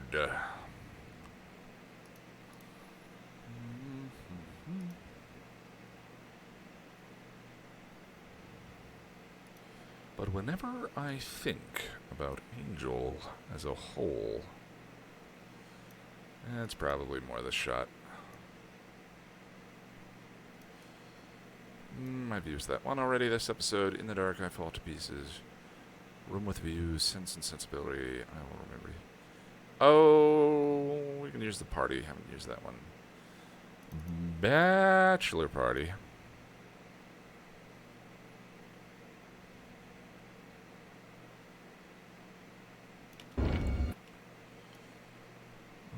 Hey Russell, welcome back. To my brother's bachelor party?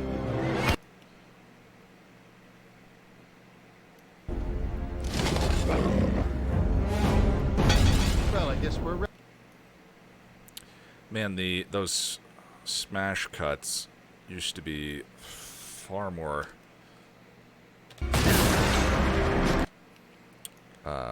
blinding. Default transition. Or were perhaps more intricate or artfully. Well, that's wrong. Rendered.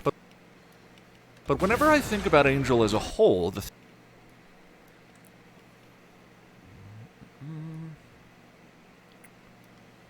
Thessalac demon is one of the first that bubbles to the surface of my memory. Monster, Angel swings.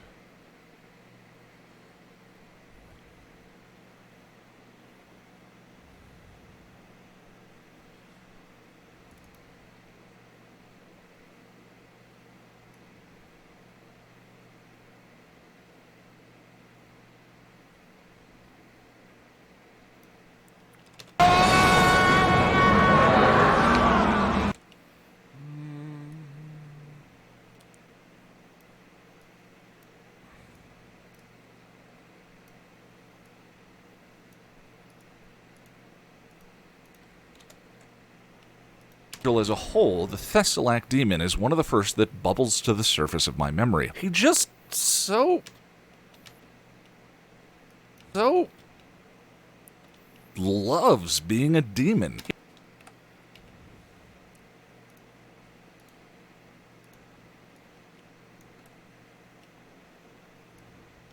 It's a meal that's gonna last me a lifetime.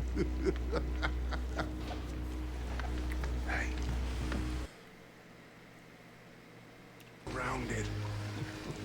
And you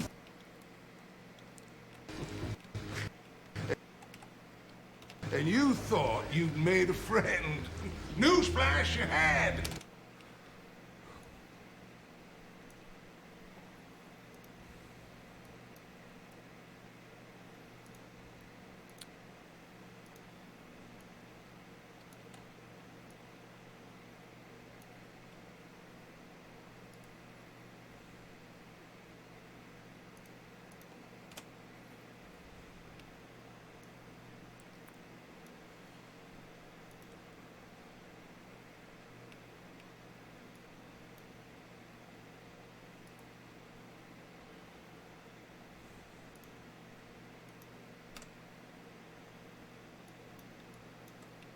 demon. And you thought you...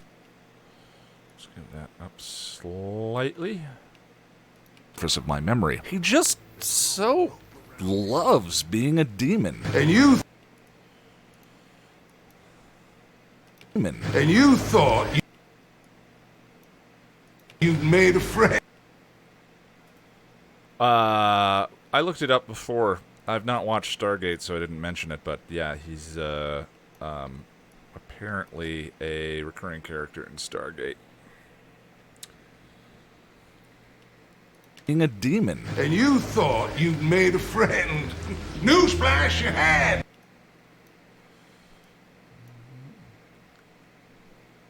Demon. And you thought you'd made a friend.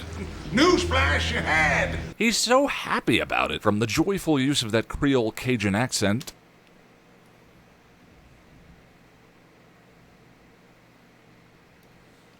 But I like what you brung me. Not as delectable.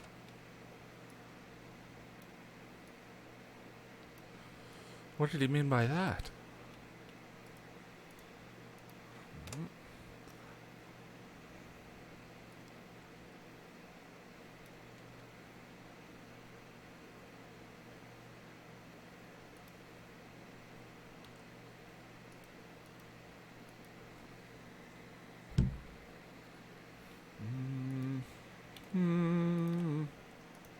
He's so happy about it. From the joyful use of that Creole Cajun accent, a subset of Louisiana for the non-American, that...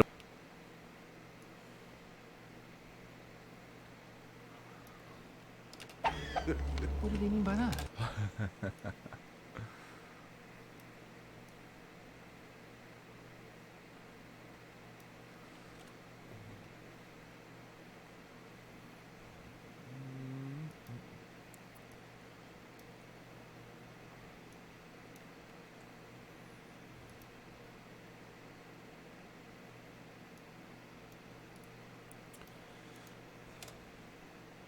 The joyful use of that Creole Cajun accent, a subset of Louisiana. Time interpolation, optical. He's so... Come on, render. He's so... Oh, you're driving me crazy. Premiere. Okay. Premiere down. There we go.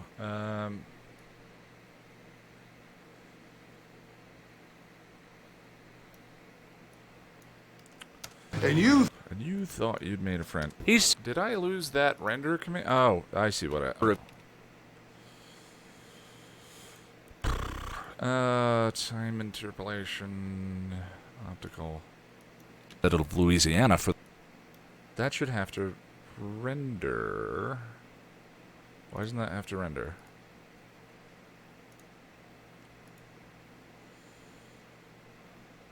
It's very weird. Of that Creole Cajun accent, a subset of Louisiana for the non-American, that...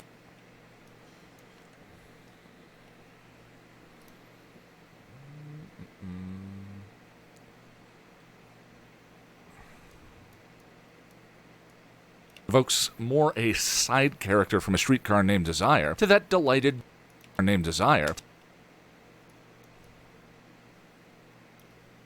Look at that smile.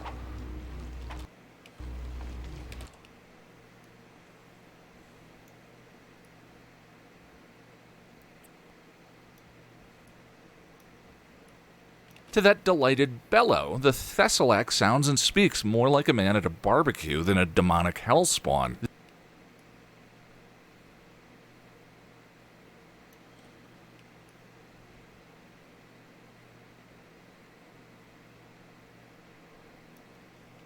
want to do that. When the room service in this...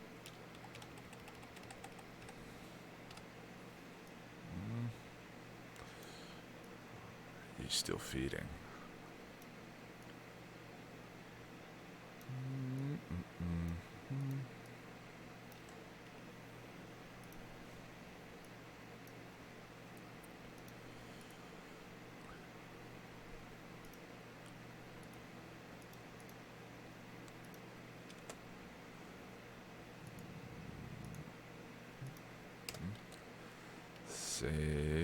Not for the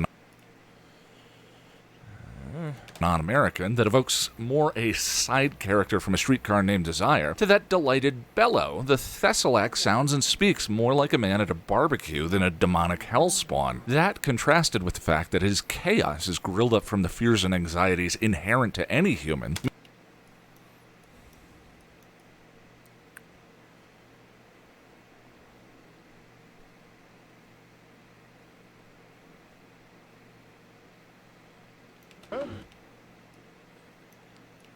American censors made them cut stuff as well. Originally, you see the gun go up to the side of his head in that shot, and it's not there anymore. Oh, piffle. What did I do? There we go.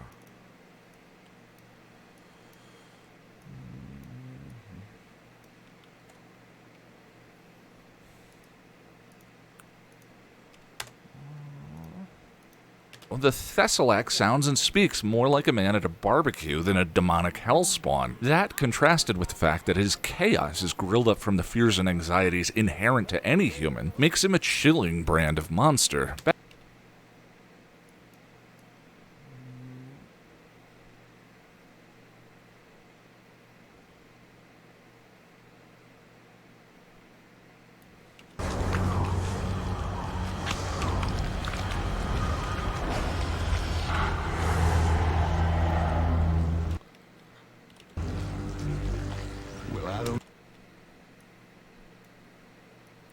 Oop-dee-doo.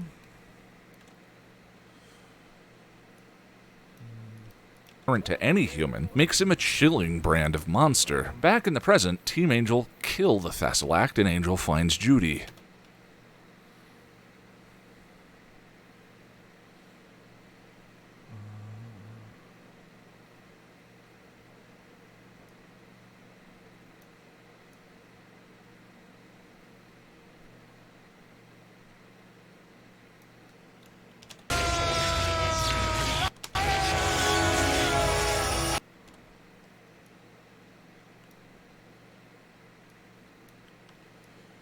It's hard to yell like that, you know. Oh, what are we at? Almost 2 hours? This day went by quickly. More like a man at a barbecue than a demonic hellspawn. That, contrasted with the fact that his chaos is grilled up from the fears and anxieties inherent to any human, makes him a chilling brand of monster. Back in the present, Team Angel kill the Thessalak, and Angel finds Judy alone in a room, whose fear the Thessalak has been feeding off of all this time.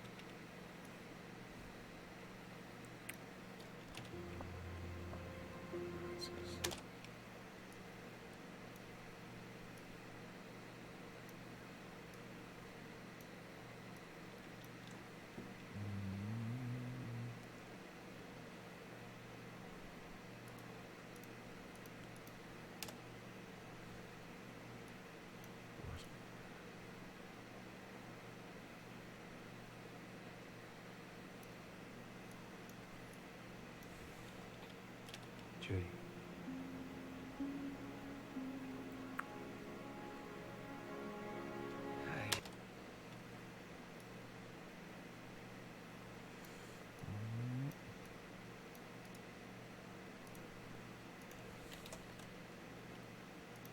In a room, whose fear the Thessalak has been feeding off of all this time. And Judy, fear. Let's just go to the end.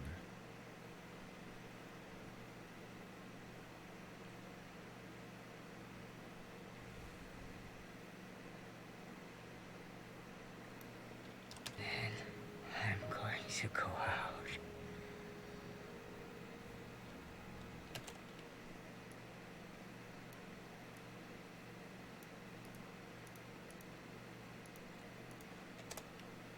Room, whose fear the Thessalak has been feeding off of all this time. And Judy, let's go.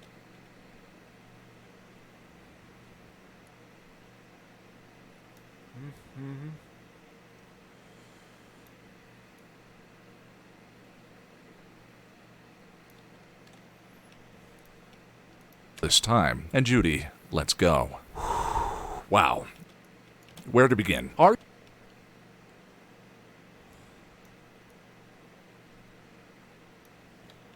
hotel.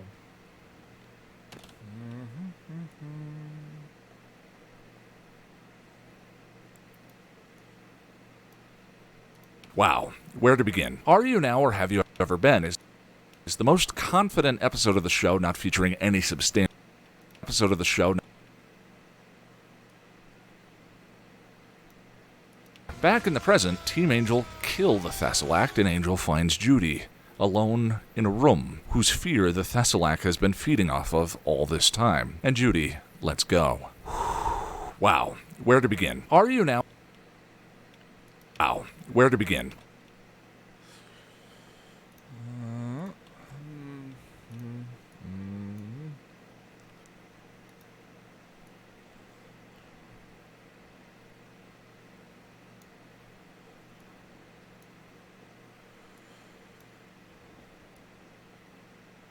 Older to it, you notice that?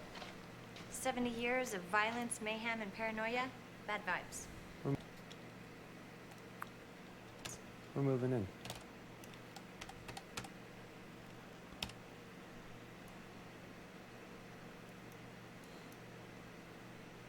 Let's go. Wow, where to begin?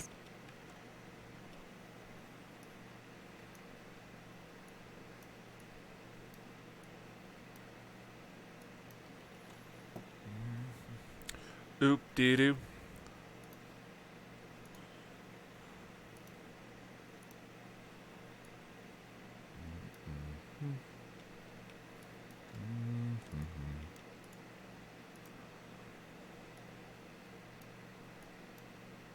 Where to begin? We're moving in.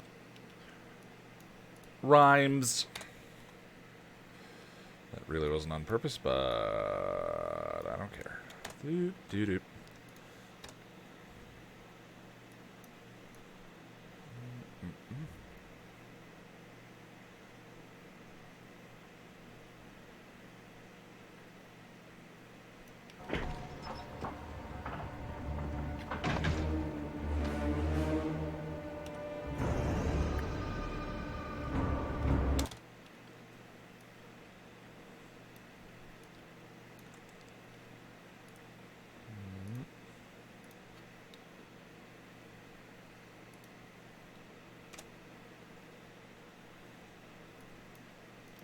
Are You Now or Have You Ever Been is the most confident episode of the show not featuring of the show. Confident episode of the show.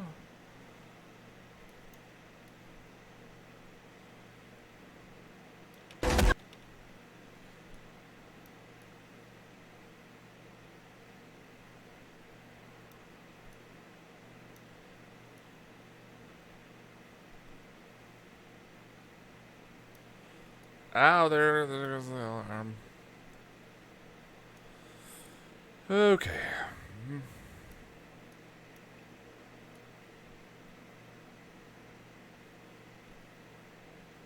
That's the one.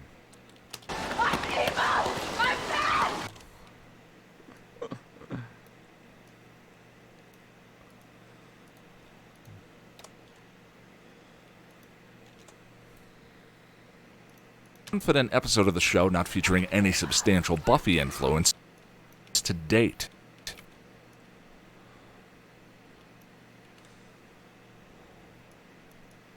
From the melting pot of cinematic influences,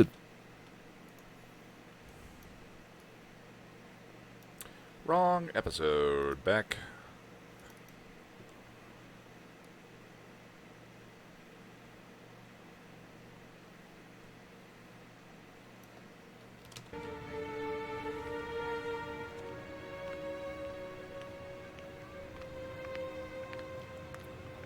World ends in 10 minutes.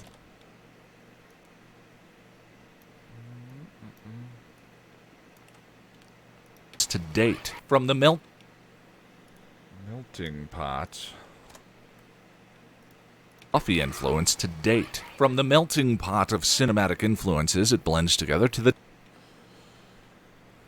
Boris. Well, my dear. I double pumped that button. That's my bad. I'm just going to sit this one out. From the melting pot of cinematic influences, it blends together to the Don't start with me. design of the Hyperion itself to its... To the design of the Hyperion itself.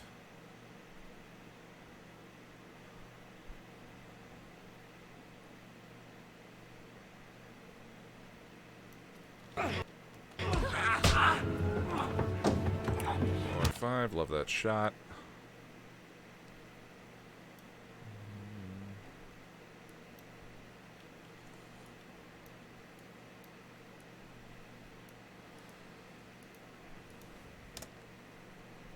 It blends together to the design of the Hyperion itself to its incorporation of American history. This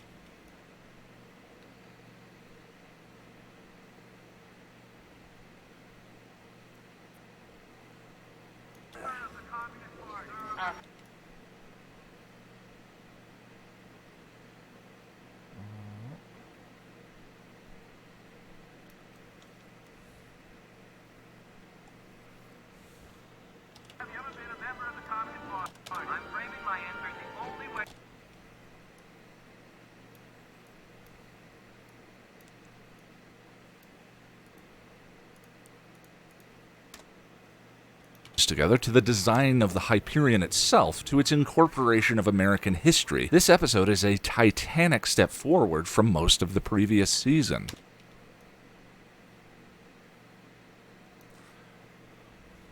Oop-dee-doo.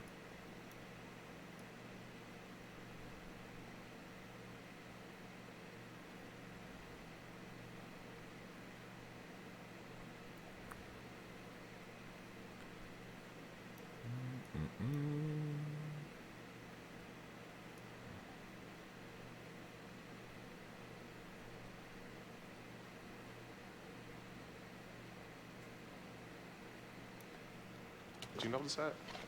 70 years of violence, mayhem, and paranoia.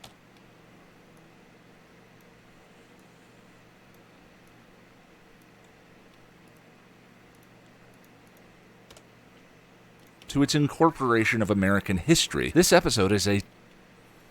Why am I peeking? Because I ran this through Audition. It should not be peeking here. History. This episode is... Let's edge off for him. In history. This episode is a... Wow. Incorporation of American history. This episode is a tight... It's just slightly... This episode is a tight... Slightly doing it. History. This episode is a... It's very weird.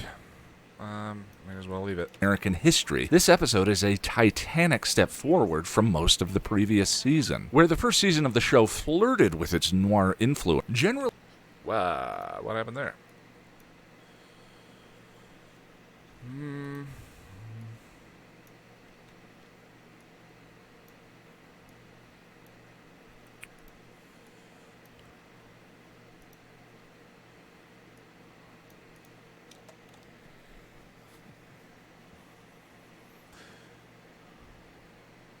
Okay, we're at 2 hours. I'm going to take a quick stretch break.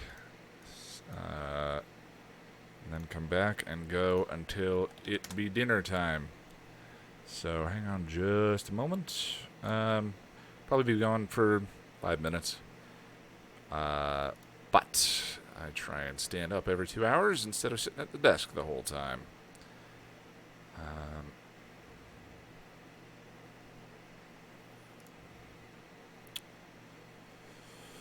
What is on the reading? Nothing.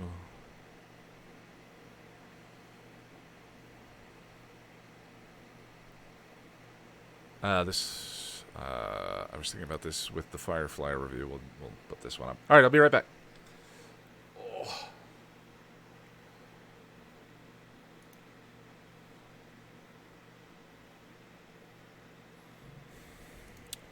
Or not.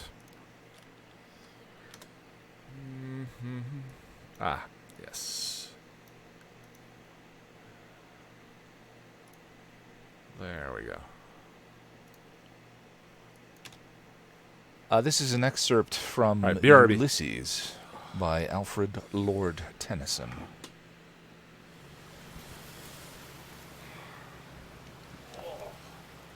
There lies the port.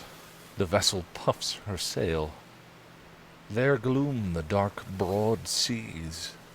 My mariners, souls that have toiled and wrought and thought with me, that ever with a frolic welcome took the thunder and the sunshine and opposed free hearts, free foreheads. You and I are old. Old age hath yet his honor and his toil. Death closes all, but something ere the end, some work of noble note may yet be done, not unbecoming men that strove with gods. The lights begin to twinkle from the rocks.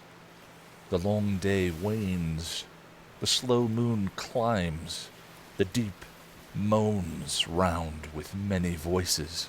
Come, my friends, 'tis not too late to seek a newer world. Push off, and sitting well in order smite the sounding furrows. For my purpose holds to sail beyond the sunset, and the baths of all the western stars until I die. It may be that the gulfs will wash us down. It may be we shall touch the happy isles and see the great Achilles whom we knew. Though much is taken, much abides. And though we are not now that strength which in the old days moved heaven and earth, that which we are, we are. One equal temper of heroic hearts, made weak by time and fate, but strong in will, to strive, to seek, to find, and not to yield.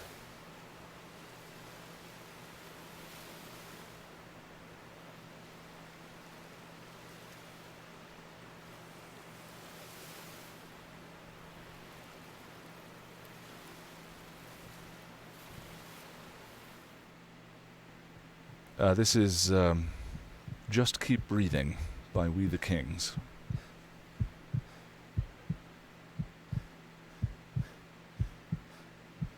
When heaven seems so far away, and dreams are just a memory, without the dark the light won't show, remember that you're not alone. When you watch the world just turn away and break the promises it made, when love is all too hard to hold, just take a breath and let it go. Just keep breathing. Just keep breathing. 2 a.m., too tired to sleep. When what you want's not what you need, and when these walls don't feel like home, remember that you're not alone. The beginning's just another end. It's not too late to start again. When hope is all too hard to hold, just take a breath and let it go. Just keep breathing. Just keep breathing. When heaven seems so far away and dreams are just a memory, when love is all too hard to hold, just take a breath and let it go. Just keep breathing. Just keep breathing.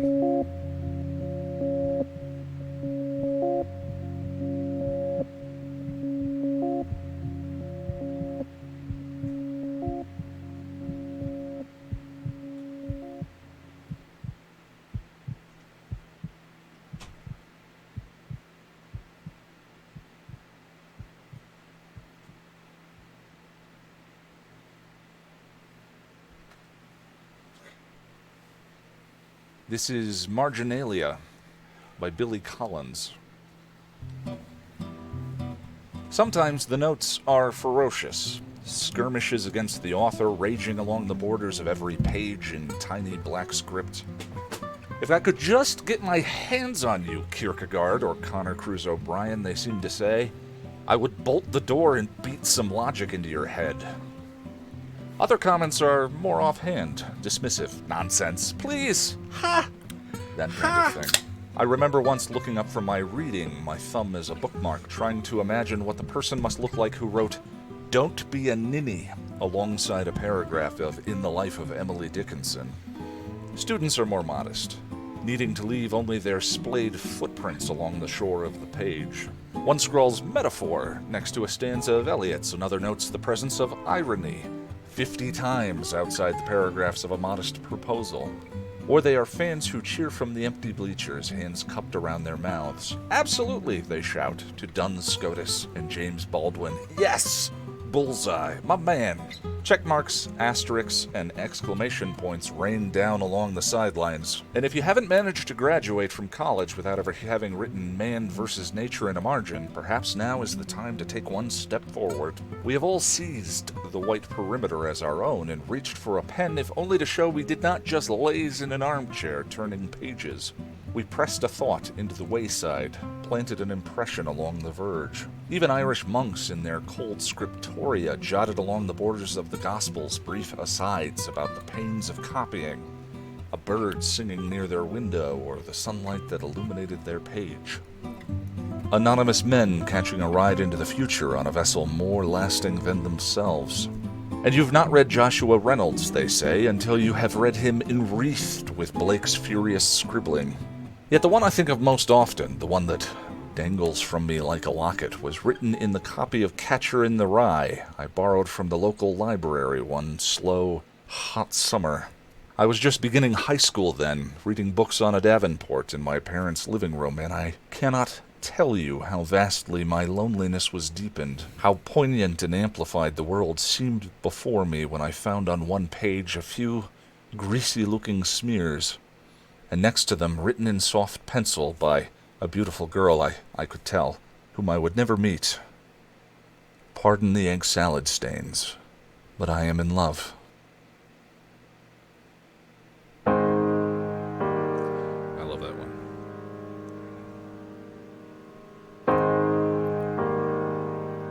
Okay.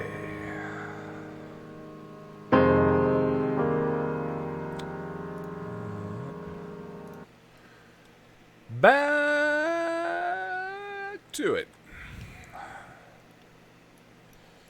What's the raw for this? Jeez. Okay. This is probably going to go into tomorrow. And then I'll take that day off. Oh, why did the sound change? Audio hardware.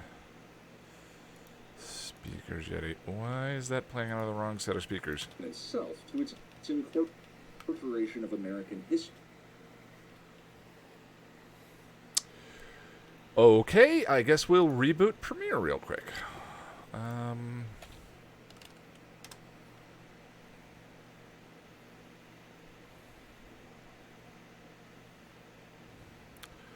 Welcome back, Ian. Thank you, Russell.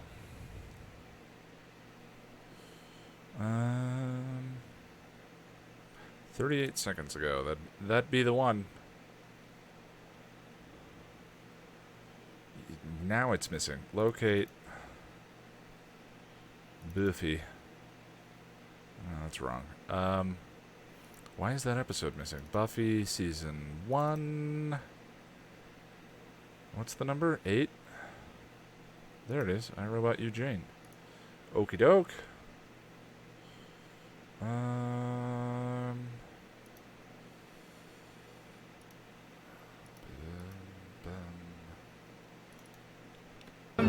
Perfect. Now we can add that edit back in. Let's go do that. What? Adobe, what? Oh, yeah, okay. Scrolling.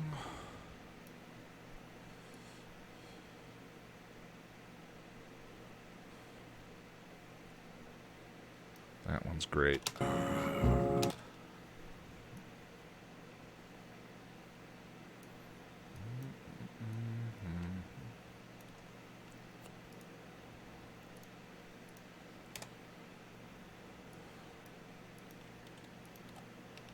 More intricate or artfully rendered. But whenever I think about Angel as a whole, the Thessallac demon is one terrifying who do you think has the better team, Scooby Gang or Angel Investigations? Which one would you rather be on? Angel. Yeah. Xander's useless. Willow is a time bomb. Or terrifying design. Especially Angel Season 5. Giles is great, but you never know exactly what he's going to do. Is he going to be fatherly and supportive, or is he going to suffocate a guy on the ground? Yeah. Season 5, Angel, you have a demigod.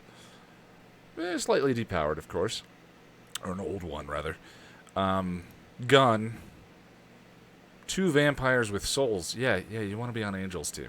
Influence to date. From the melting pot of cinematic influences it blends together to the design of the Hyperion itself to its incorporation of American history, this episode is a titanic step forward from most of the previous season, where the first season of the show flirted with a titanic step forward. I'm going to have to spend some time on the audio by itself. That's fine. Forward from most of the previous season.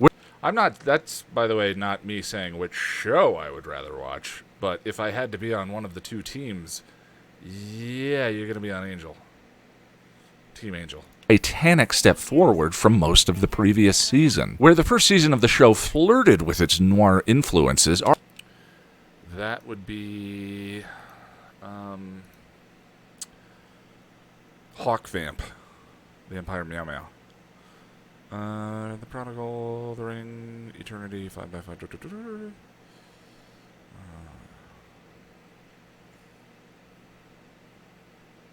Got you under my skin, The Ring.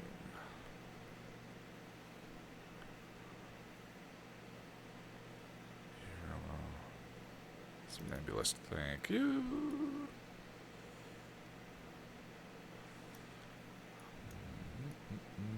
Where's that super montage? There it is.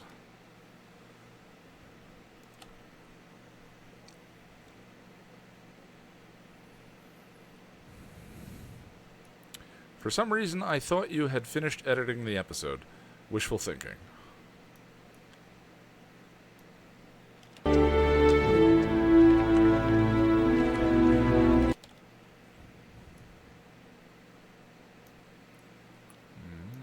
On both our parts, I'm sure.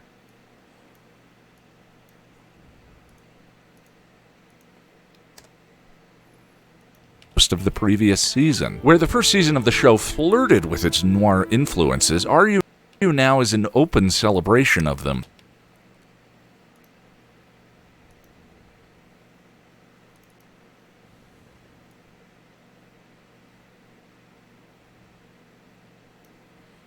So, let's get our shady detective. That's super noir-y. There he is.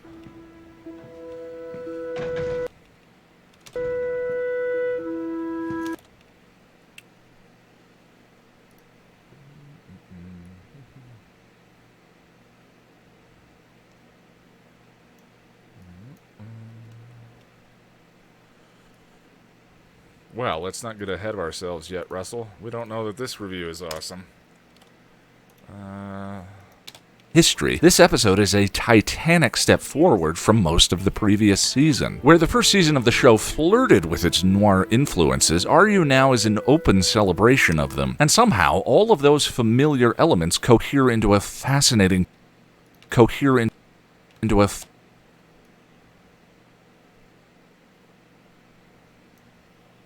been empty ever since. Yeah. Look at that lighting.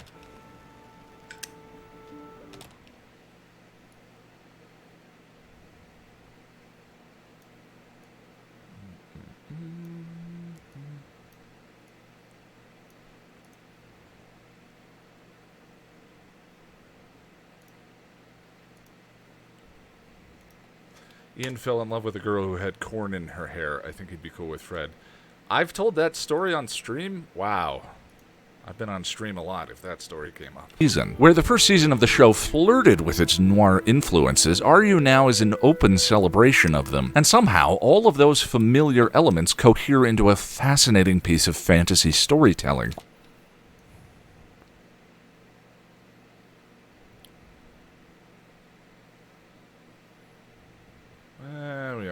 that shot. You're gonna need an orb of Ramdra, and now I got one. Storytelling, get it? Books? Yeah. I'm on some sort of editing autopilot right now, which is the zone that you hope to get into. Cohere into a fascinating piece of fantasy storytelling, unlike anything I've quite seen before.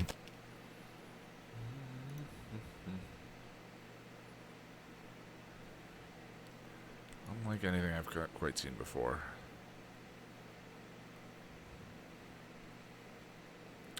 Actually, I like him looking at her. That is a shot we haven't used yet, and it's super depressing. We all know I like the depressing stuff. Before.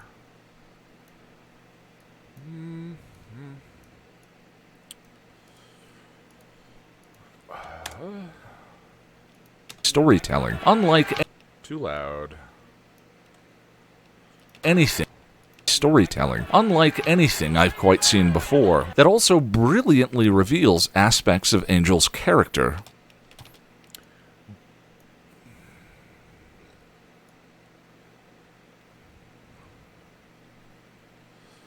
Let's take them all.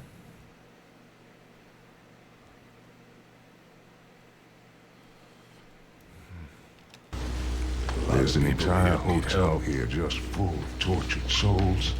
Entire hotel here just full of tortured souls. They could all use your help. Take them all. Reveals aspects of Angel's character. Generally speaking, analyses. Generally speaking, Angel is a character divided against himself.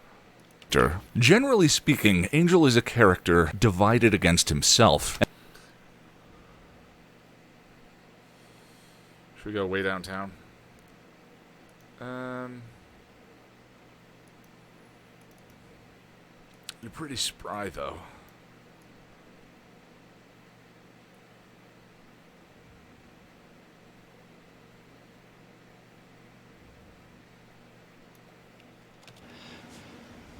Pretty spry, though.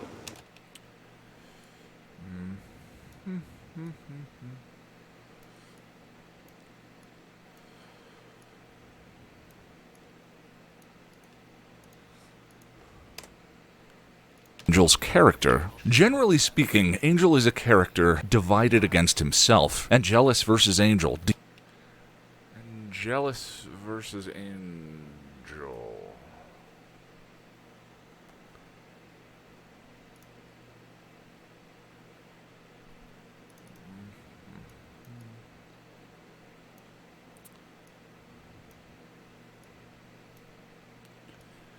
I know I'm losing my soul, but I better put pants and a jacket on. Nailed it.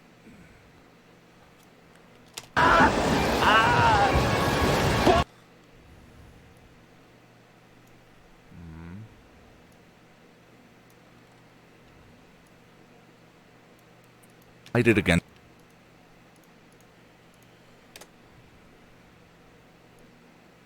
Against himself. Angelus versus self. Angelus versus Angel. Demon versus man.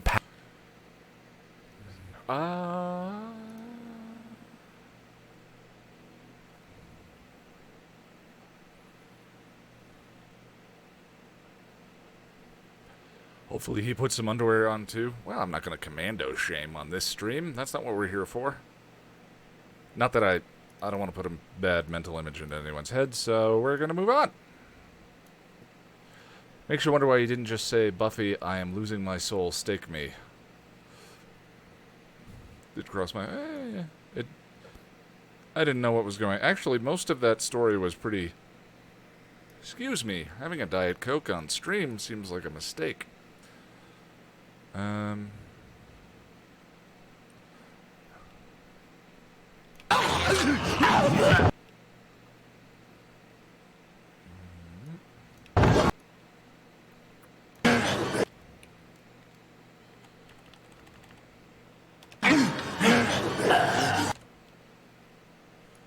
Hey, Family Guy.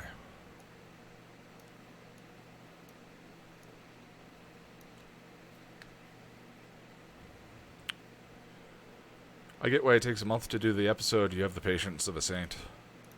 It's just a weird kind of reverie.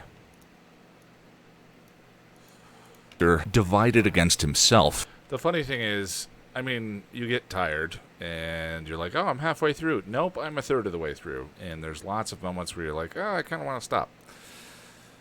Which is partly why these streams exist, is character. Generally speaking, Angel is a character divided against himself. Angelus versus Angel, demon versus man, past versus present. The thing is, though, I just know from lots and lots of experience now, after 4 years of doing this. 5 years? 4 years? I always forget. Are we on 4 years? I don't know. If we watched this video, like if I just went to the very beginning and hit the spacebar key and we... that's a good one. Past versus present. That hurt you, Angel. It would go by really fast. And I would watch it and go, oh, that's okay. That looks okay. That I can do another hour of editing. As a matter of fact, that used to be the way it was, where it's like, I'm going to watch the last 3 or 4 minutes, and I would rewatch it many times over again. But now, at this point, I have just developed enough of a faith in the process that I don't have to do that nearly as much. It's just keep grinding. Next cut, next cut, next cut. Divided against himself and jealous. Because I know when we watch the whole thing, it'll be okay. Sometimes it's really good. Other times it's okay. Himself. Angelus versus Angel. Demon versus man. Past versus present. Agony versus agony versus agony.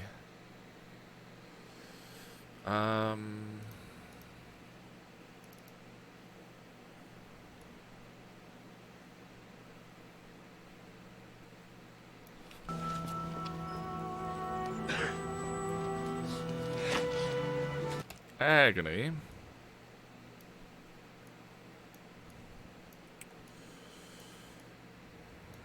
versus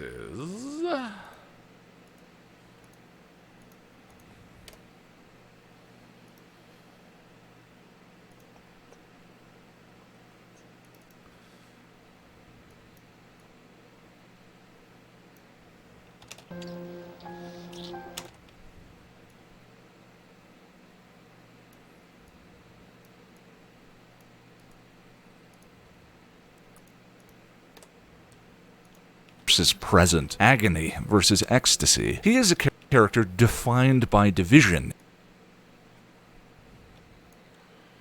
When should we expect this to drop on the channel? Hopefully today, probably tomorrow. I know there are a bajillion new shows to watch, but have you heard? I've had many people recommend The Boys to me on Amazon. So it'll get watched eventually. What am I watching right now? I'm watching Buffy right now. Where did I leave off? I'm doing my annual rewatch. Currently on... Come on, Plex. Season 3, Episode 7. I'm also watching Luther Season 4 and 5. And I'm always watching Parks and Recreation. That's what I watch before I go to bed. Because it's positive, it's nice, they're all good people. Except for Jam, but that's okay. Eternity would have been good for Ecstasy, too. Yeah, there's lots of good stuff, but... Agony versus Ecstasy. He is a character... When you do the annual rewatch of Buffy, do you do a rewatch of Angel 2? Yeah, now I do. I used to not, but especially now doing this, I'm not going to skip it. Observations come up. The funny thing is, watching Buffy seasons 1 through 3, there's always stuff that I'm like, oh, why didn't I point that out? Why didn't I say that? So the addendum series will be interesting, but it'll be something that I need to watch, or something that I need to write during a complete rewatch, front to back. I've been watching Angel season 5 again for the first time. 9 years. Good God, that season is something else. Yes, it is terrific. Andy, I mean, you are going to be back over your previous video pieces and reevaluate things you now disagree with. Yeah, I mean, of course, especially in this kind of process where it's like, I didn't write all the scripts and then make the videos. It's, you know, I write one, make one, write one, make one, so mistakes happen. Versus... Which is why there will inevitably be an addendum series once this is all done. Addendum to Season 1, and then it'll sort of be me talking about the videos and things that were left out, good comments, stuff like that. We can do one per... Good morning from Deutschland. Der alte Trekkie. Welcome, welcome. Anyway, keep this train moving. Versus Ecstasy. He is a character defined by division and driven by a desire to find some sort of unity. Let me make sure I'm not...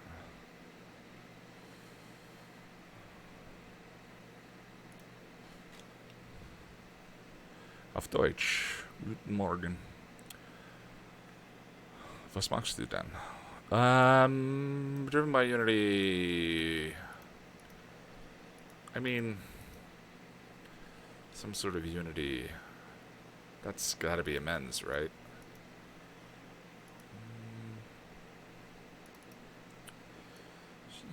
Ooh. God, I love that shot. Just saw it for a second, and I'm like, oh, that one's so good. Auf Deutschland. Germany.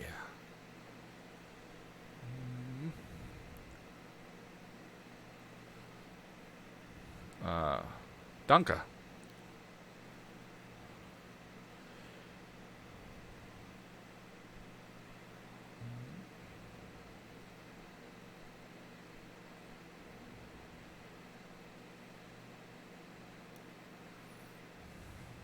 It's kind of interesting how he's always had relationships to complete him. And he doesn't really have his own sense of completion until the end of Angel Season 5. Can you pick out the one word in that sentence you probably shouldn't have said? That's a strong moment of him embracing what and who he is, which is something he hasn't really done. And this is in my top 5. Amends was not in my top 5 until I wrote the essay for this one, and I'm like, I really like this one. Agony versus Ecstasy. He is a character defined by division and driven by a desire to find some sort of unity, and everything around him reflects that division. From the city where he lives.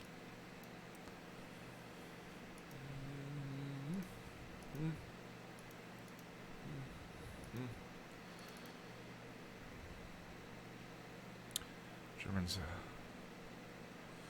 Ich bin 2, 3, 4, 5, 6, 7, 8, 9. Ich bin 49 Jahre alt? No, I'm not 40. Ich bin 39 Jahre alt.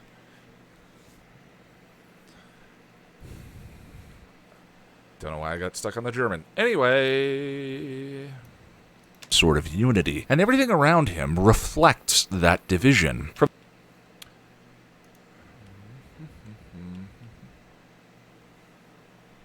Everything around him reflects that division. Aha. One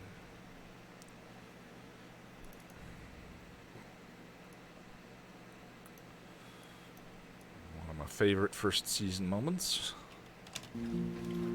God, I love that scene. Angel likes to cook. Spike is the hedonist.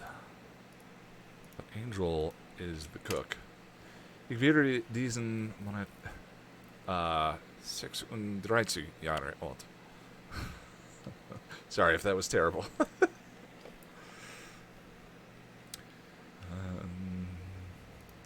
By a desire to find some sort of unity, and everything around him reflects that division. From the city where he lives, into which he can usually go at night, Los Angeles. 30.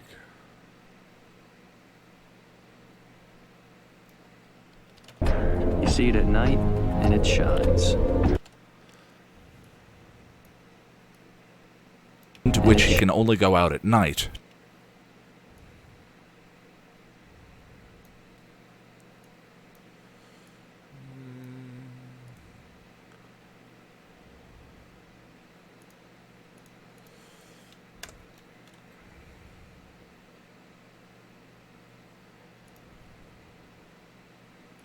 across that division. From the city where he lives, into which he can only go out at night, to his desire for loneliness and solitude,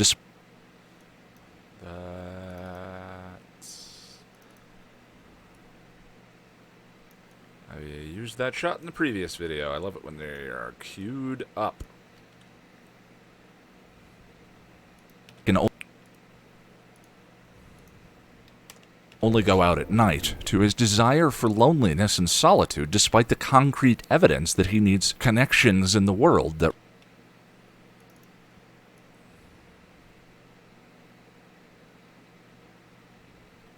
Get a job, you lazy sow. Be a lazy sow. You know, it's about letting them in your heart.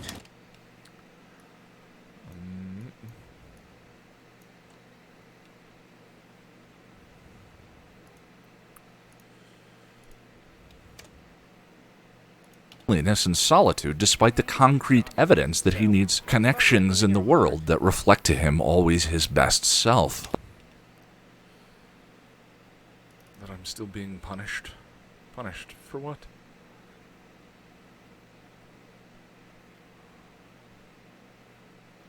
Actually, maybe we'll go with, oh, pause.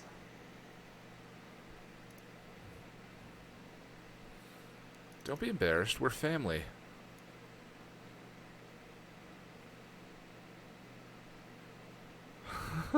Actually, I'm going to include that line. I love that Cordy. Why do I have no sound? Don't be embarrassed. Oh, there we go.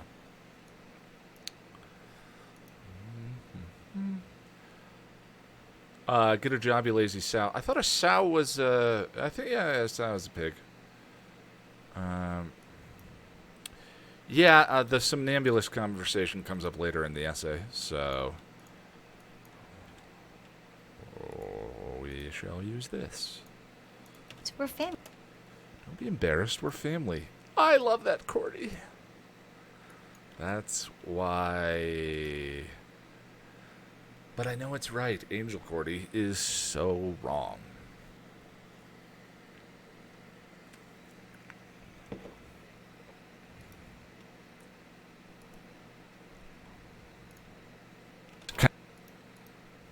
Connection.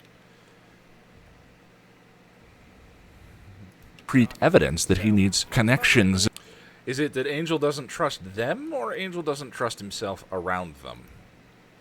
I kind of feel like that is the complicating issue with the scenes that you're talking about, Russell. It'll be fun. It'll be fun to break it down. That he needs connections in the world that reflect to him always his best self. Don't be embarrassed. We're family. But the flashback sequences in Are You Now present us with an unusual version of Angel.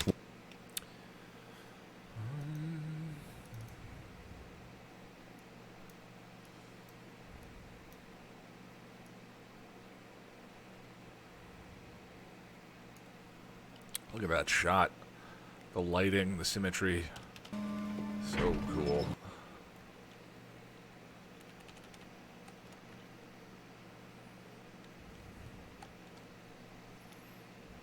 Ugh. Oh, Alicia, it's not on you to know anyone's names. We've just been doing this long enough that I've started to know people's names behind their screen names, and hopefully everyone is cool with me using your actual names, especially if you've come to the Patreon Hangouts. If not, please, you can let me know privately. But yeah, Kirok.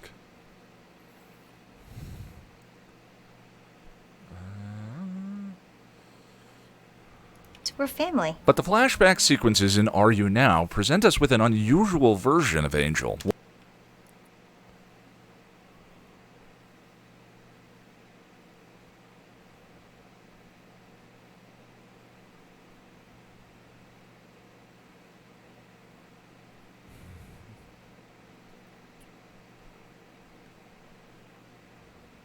Do you ever find yourself liking Willow less and less the more you rewatch, as opposed to Cordy's character, who you love the more you watch? That has happened to me, yes. As much as I love season 6, I think that there are... I mean, season 6 is probably my favorite season, but I think some of the Dark Willow dialogue has problems. And I mean, the thing about a spiral and bottoming out and a person behaving in a toxic fashion and sort of poisoning their own life and the people around them is it is very hard to watch. A person being the worst version of themselves. And I don't mean that in terms of, like, she was written poorly, but just, you know, someone being abusive or someone you love being abusive or someone you love behaving in a toxic fashion is just frustrating and hard to watch. We're family. But the flashback sequences in Are You Now present us with an unusual version of Angel. Hundaluvin. I like what you do, and I want to keep you doing it. Also, will you take on Dollhouse at some point? Cheers. And thank you for the donation. There will be wine after dinner. That's an old warm Diet Coke. That didn't make up for it. But, yeah, eventually there will be Dollhouse of some kind. So... I appreciate it, and thank you. An addict, yes, Dizzy Girl.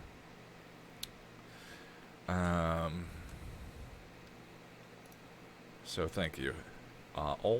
Any and all donations are appreciated. That is now how I eat and survive. But the flashback sequences in Are You Now present us with an unusual version of Angel, one living passively among humans as a version of himself. Let's use the photograph.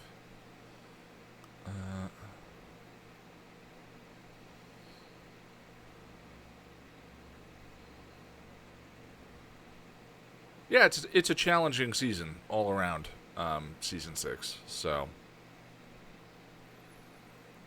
I can certainly understand someone being frustrated. I feel like she kind of redeems herself, but not kind of. She definitely redeems herself. But season 7 has its own issues when it comes to the Scoobies being sort of afloat in the season. And she only gets a couple of... I love the opening of that season with Willow, but the stuff towards the end, less so, until you get to the finale, which I enjoy. But when she turns into, what's his nuts? That episode is a mixed bag.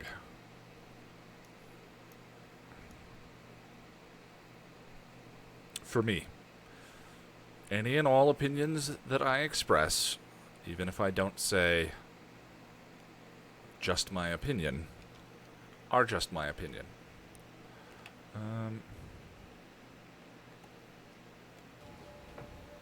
Well.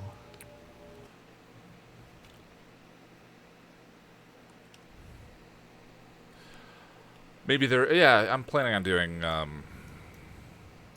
MCU stuff at some point. It's just, you know, only what I noticed as the seasons are progressing, Buffy is less and less able to open doors the normal way. She loves to kick them in. But the flashback sequences in Are You Now present us with an unusual version of Angel, one living passively among humans as a version of himself, curiously unified.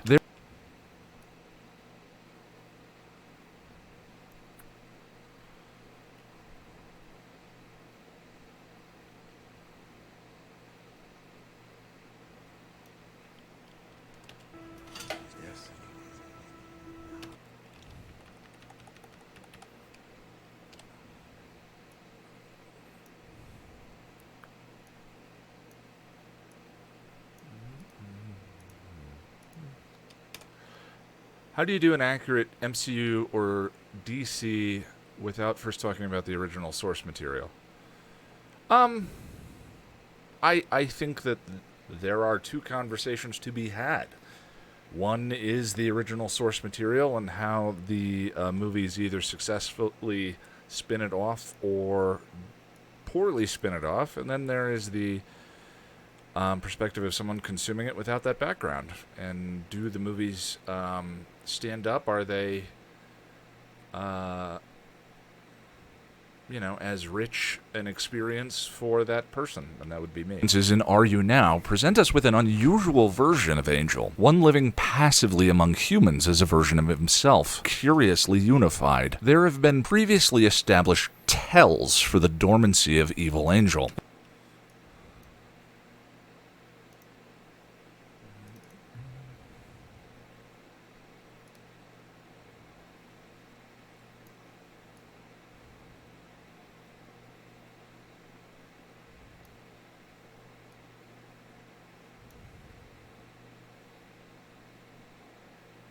Yeah, the Warren episode. A toast.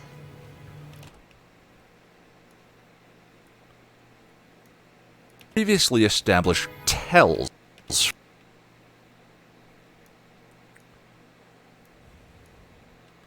I think it's safe to say that I hate that episode. And it's none of the actors' faults. Obviously, she does a wonderful job. But that episode doesn't work for me.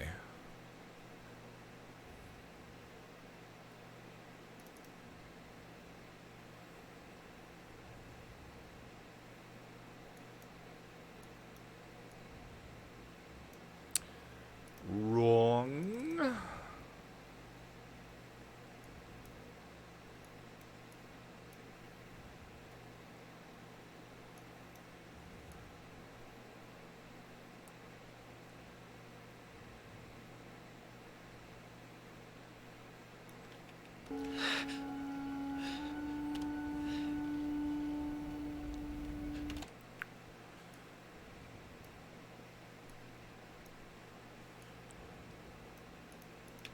There have been previously established tells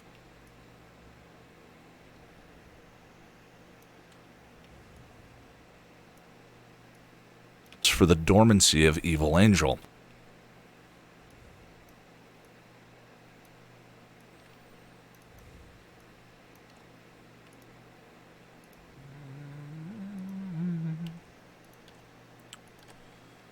As a version of himself, curiously unified. There have been previously established tells for the dorm. Would I recommend the movie? No.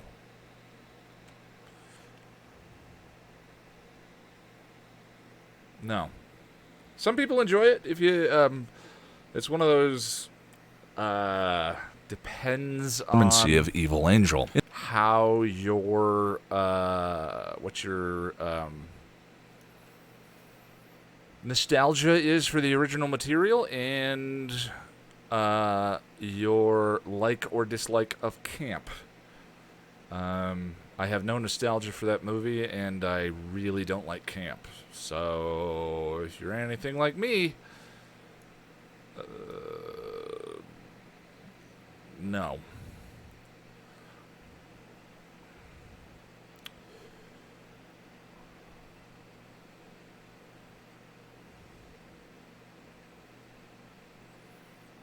'90s, I was teen, so it was awesome back then. Original Luke Perry. Yeah, that's nostalgia. Yeah, my main exposure to Luke Perry, I mean, I was a teenager when that movie came out, too, was The Fifth Element. Aziz Light. That's it. I didn't watch 90210, so. And I like Donald Sutherland, but he is awful in that movie. So yeah, no recommendation from me, but that just means if you're me, you might not enjoy it. There have been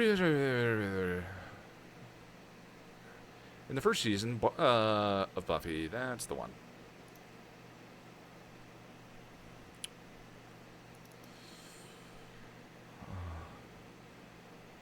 Yeah, the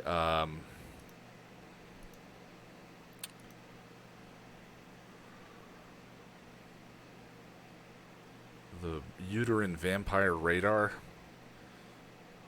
Come on now, Joss.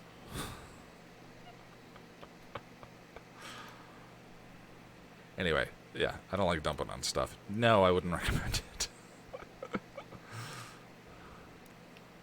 Wow. A lifetime.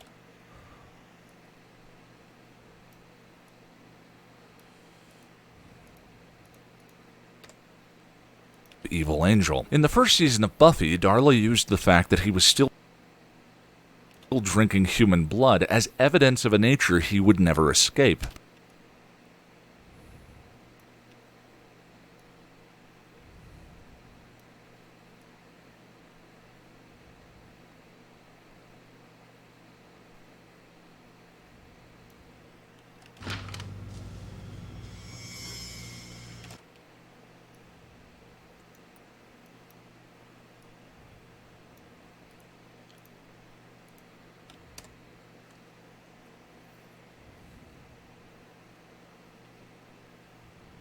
Used the fact that he was still drinking human blood as evidence of a nature he would never escape. But from the moment Buffy showed him that his commitments were stronger than his impulses, and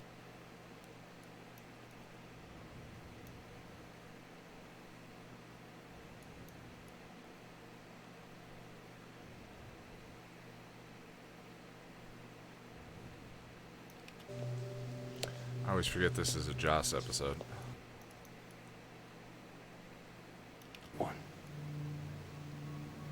I wanted to kill you tonight.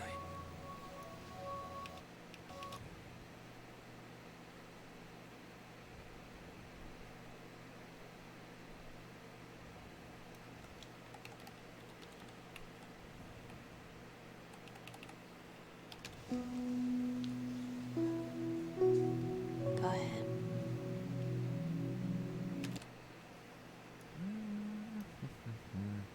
that he always had a choice between them.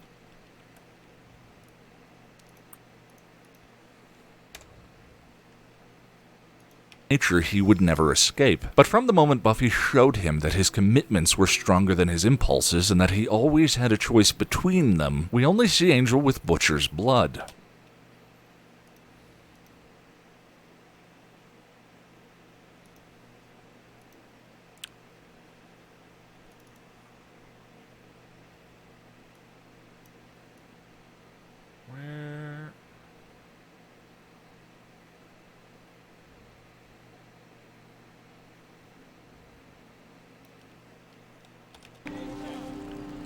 What are you doing here?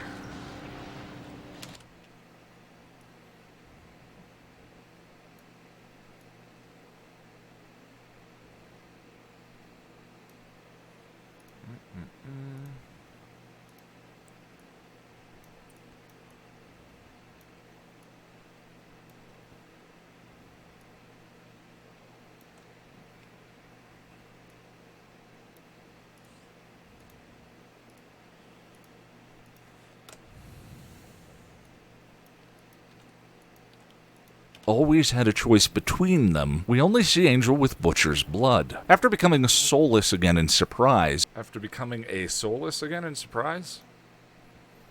What'd you say, Ian?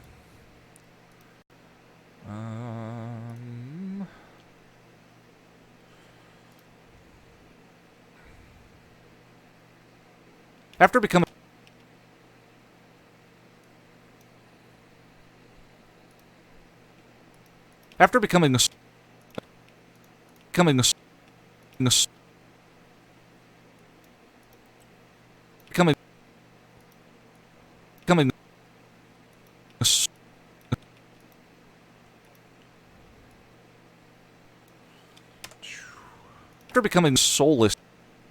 Fine. Blood. After becoming soulless again in Surprise. And blood. After becoming soulless again in Surprise and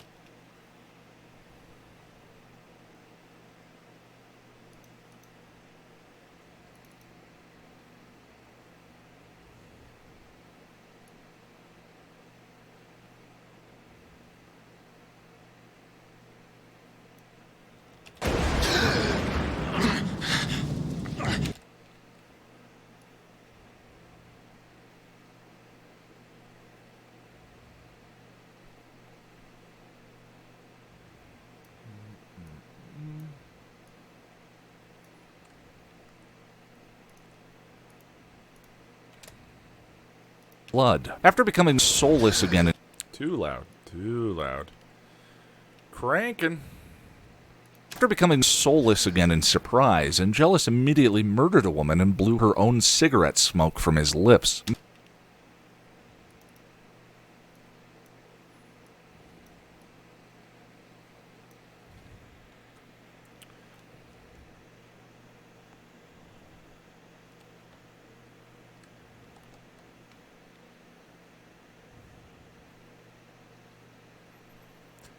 My neighbors can hear Ian clip. I don't follow. Me talking? Am I keeping your neighbors up?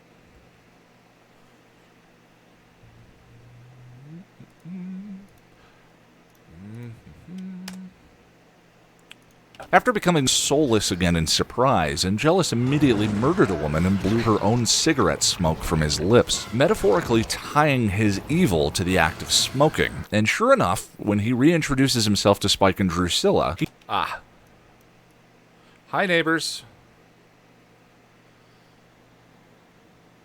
Let me have your attention for a moment. Because you're talking about what?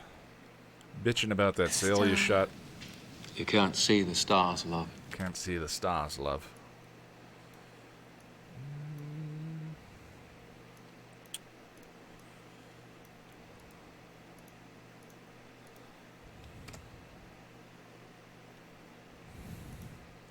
evil to the act of smoking. And sure enough, when he reintroduces himself to Spike and Drusilla, he does so cigarette in hand. And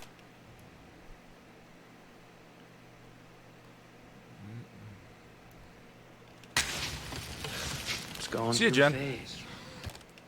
It's going through a phase.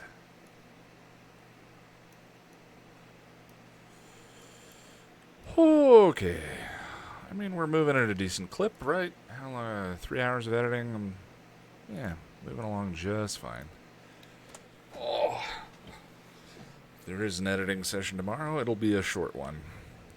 Hopefully not, though. Tying his evil to the act of smoking. And sure enough, when he reintroduces himself to Spike and Drusilla, he does so cigarette in hand. And here in Are You Now is an angel who is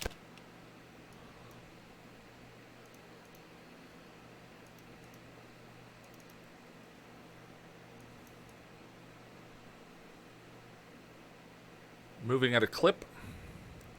I don't know. Did I butcher a saying? Just noticed your shirt. Love it. Oh, yeah. Slayer of the Vampires. I should have credits for all of these, of course. But I don't.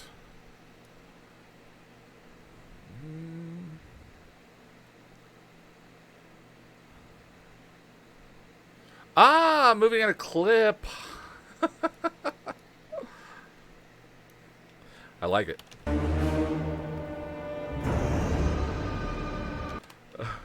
Because I'm actually moving many clips. Emily, right?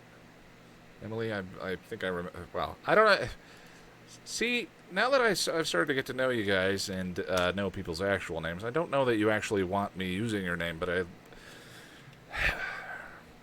I definitely prefer it. FemX, pardon me, I believe is also an editor, or has edited. Edited. The first time I remember... Well, anyway. Metaphorically tying his evil to the act of smoking. All right, Russell, good to know. And sure enough, when he reintroduces himself to Spike and Drusilla, he does so cigarette in hand. And here in Are You Now is an angel who is passive, non-violent, but drinking human blood.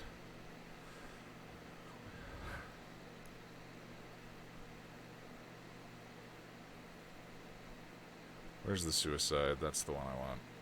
We've been saving all my love for death of a salesman. There it is.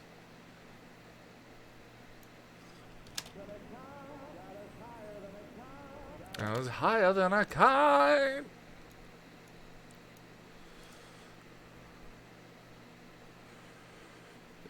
Use my name.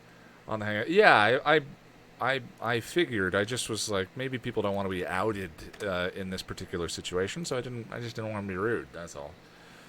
Who is passive, non-violent, but drinking human blood and smoke. And the higher that I climb. He doesn't actually take a drag in that scene. Oh yeah, he does, right there. Insignificant in comparison. That's the smoke of the non-smoker. No lungs. Yeah, he went.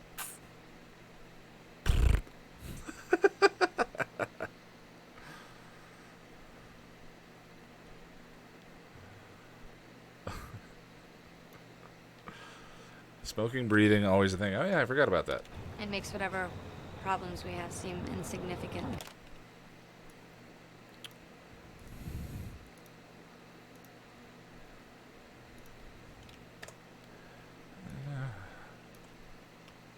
Passive, non-violent, but drinking human blood and smoking. Not so much having unified his two halves as teetering between them and passing as human.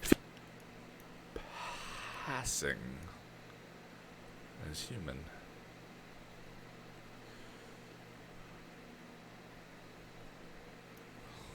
Of all. You reached it, buddy.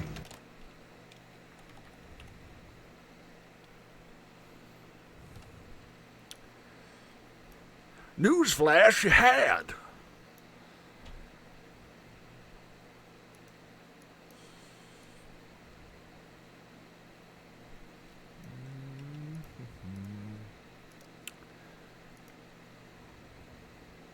Yeah, I would say it's probably optional.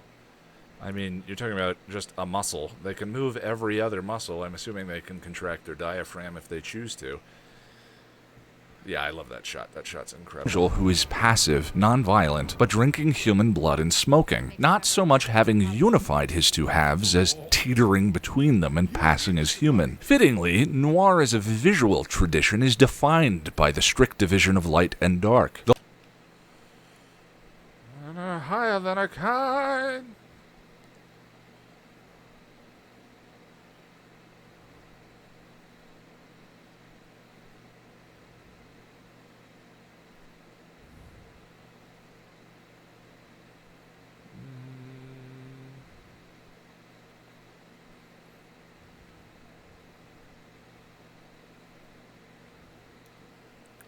Place even before they started building. Newsflash you had should become these are lies type of insert. Thought if I had you trace the events, we. I will bear that in mind.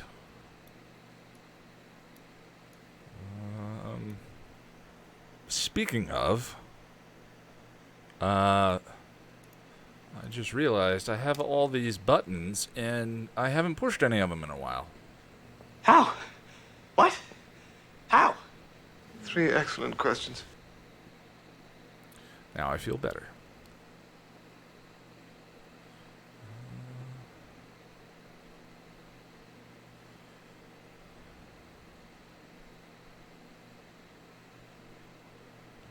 His two halves as teetering between them and passing as human. Fittingly, noir as a visual tradition is defined by the strict division of light and dark. The lines between white and black. The lines between white and black. I could make that racial. I'm not going to. Let's just look for a good. Actually, that opening shot with the detective is super, super duper noiry. Noiry.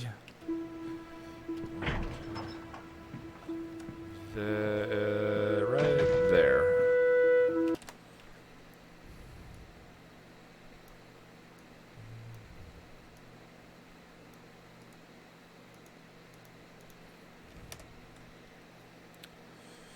See you in a minute, Russell. Defined by the strict division of light and dark, the lines between white and black. And this episode is steeped in that visual tradition.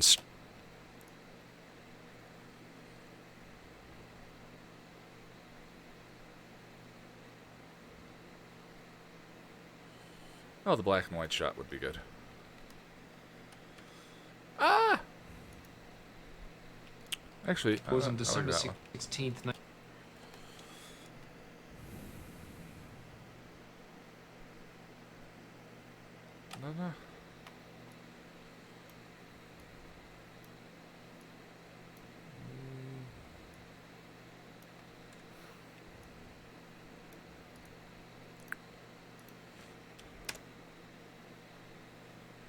just a moment.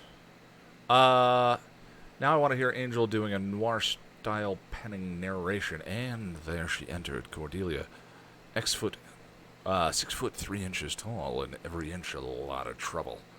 I tried to do that with the intro to the She video. That was my noir voiceover. I didn't really go for it all the way, though, and it suffers for it. But yeah, it would be fun if they had done kind of a fantasy one-off episode like that.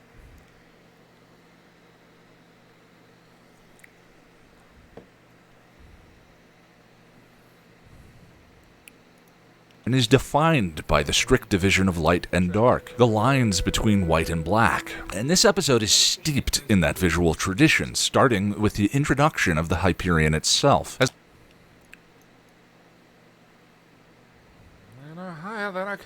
Why is that in my head? Oh, it's the suicide thing stuck in.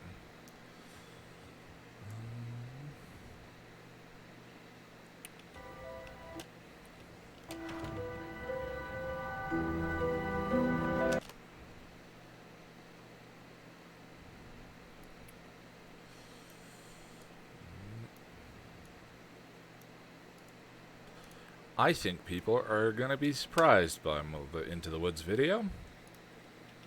Just a theory.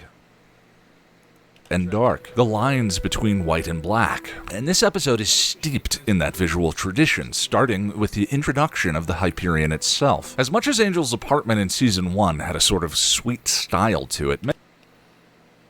what's the one? Oh, yeah, Room with a View. Room with a View.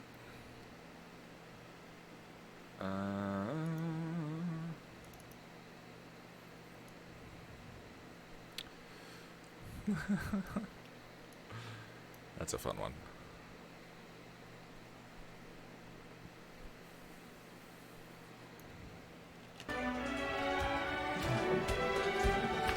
Okay, all right.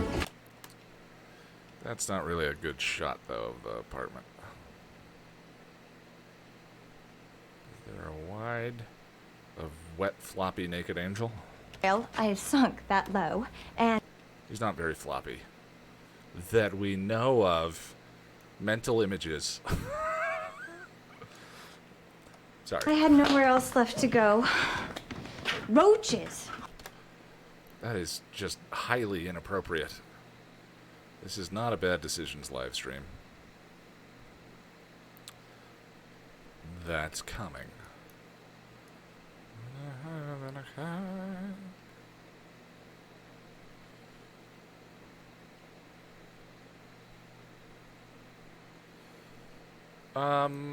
What's the one where... Oh, the, In the Dark.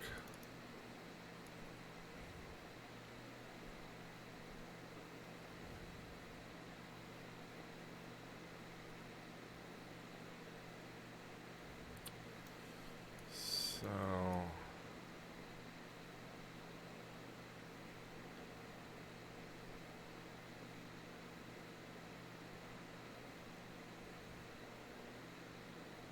Oh, that's not bad.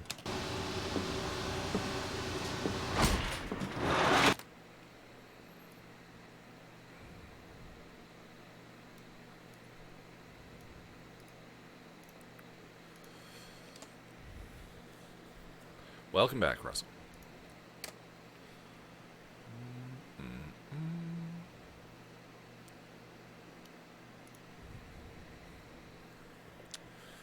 This computer is blowing nothing but hot air in my face. And the door's closed.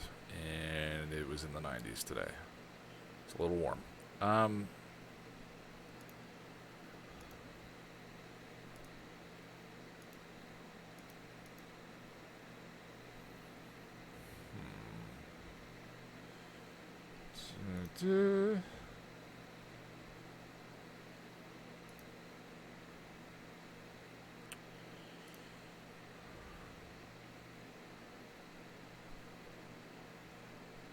What am I doing?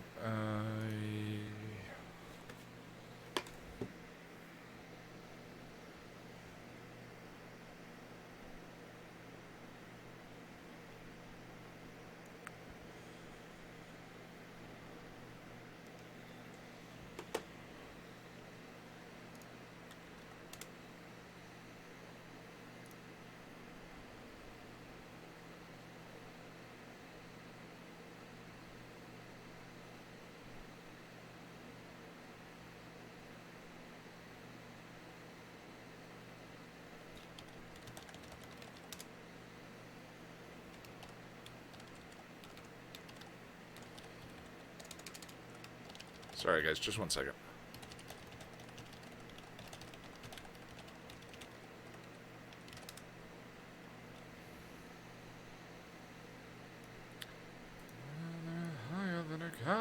Okay. Angel's apartment in Season 1 had a sort of sweet style to it. Many of the writers' commentaries from the season involve more than one complaint about...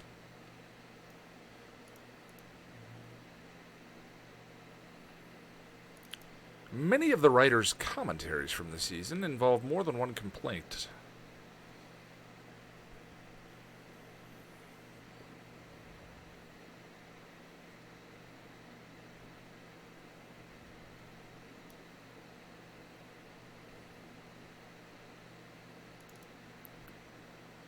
Yeah, we can stick within the dark. There's got to be something there. I'm looking specific. There it is. Nope, that's not it. I am editing with Adobe Premiere.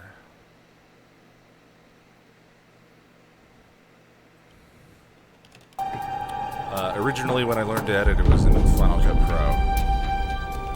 But then Final Cut switched to a different style of editing, other than timeline editing, and I moved over to Premiere.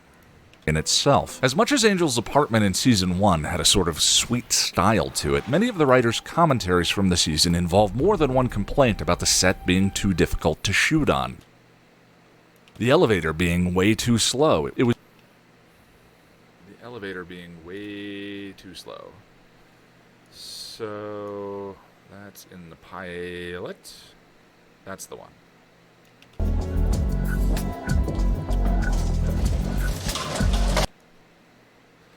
That shot is sped up.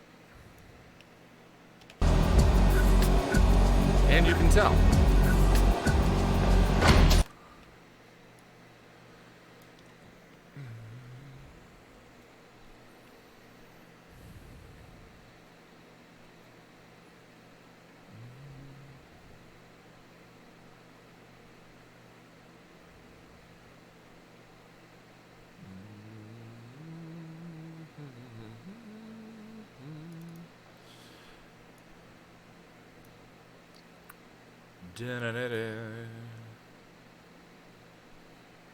They don't even show the elevator in motion there because it's too damn slow.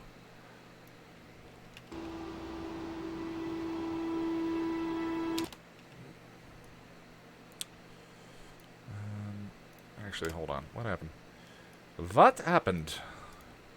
Remove that. To shoot on. The elevator being way too slow. It was usually artificially sped up in post-production when you see it in action. Or the elevator being way too slow. Man, I remember when we got to Eternity and I was like, we're never getting to Season 2 and Season 5.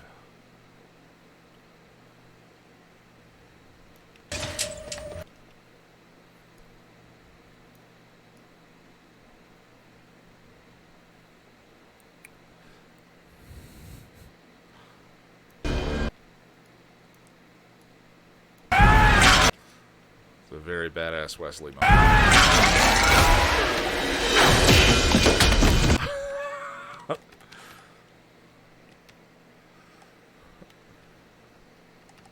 That stunt is brutal. That is awesome.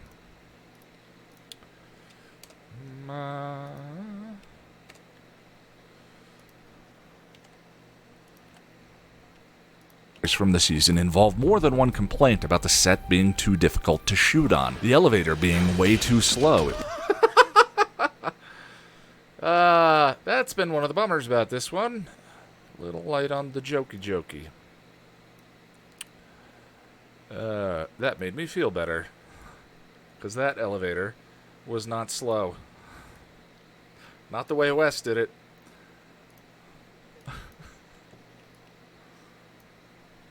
Wait.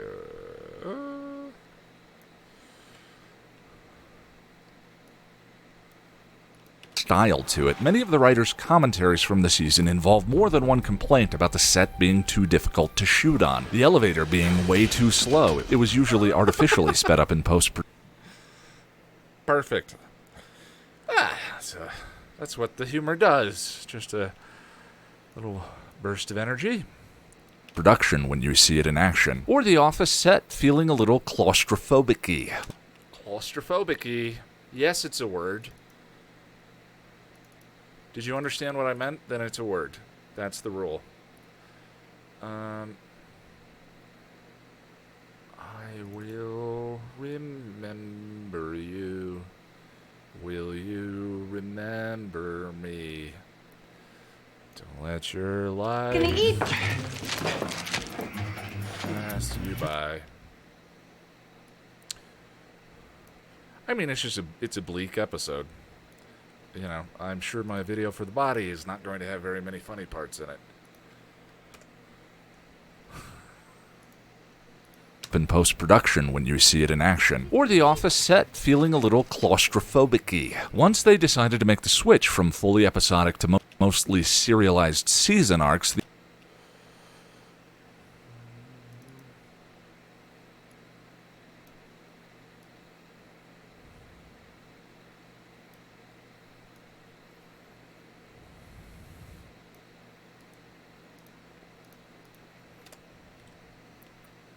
in action. Or the office set feeling a little claustrophobic-y. Once they decided to make the switch from fully episodic to mostly serialized season arcs, the explosion at Angel Investigations 1.0 felt like a statement of purpose.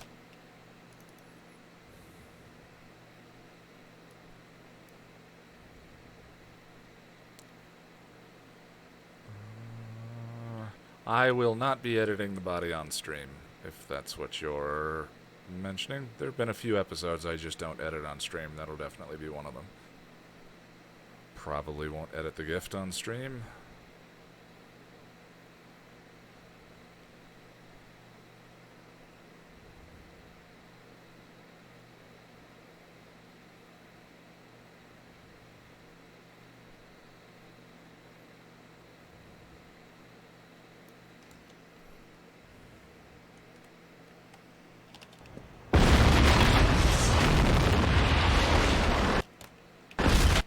Yeah, no worries, Russell. That's definitely, I mean, you know, it's probably going to be a very unusual video anyway, and I will want most people to have the effect of it for what it is and what I intend, and to some degree I feel like the edit streams, while they're very helpful for me, and I think it's a nice community thing, it's allowed me to get to know everyone, or some of you. Yeah. There are certain ones that I want the effect to be whatever it needs to be or is supposed to be. And when you see...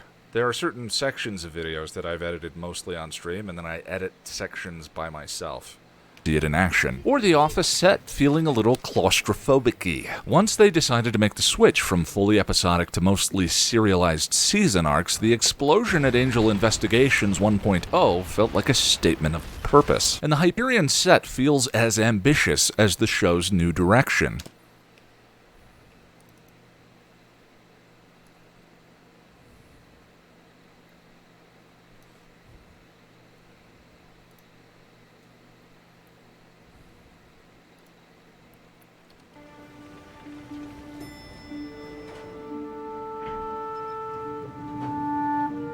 Of course, Russell.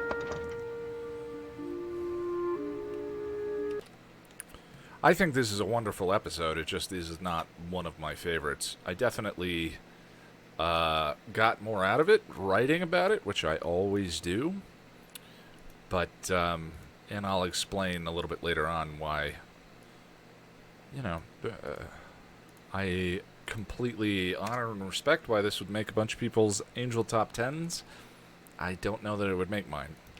Season arcs, the explosion at Angel Investigations 1.0 felt like a statement of purpose. And the Hyperion set feels as ambitious as the show's new direction, where Angel's office and basement apartment were visually ambiguous with bright light.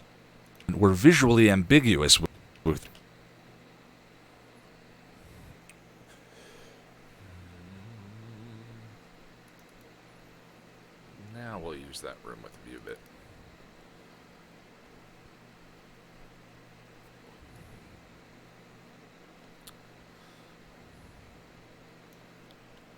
Nothing. Just. You gotta.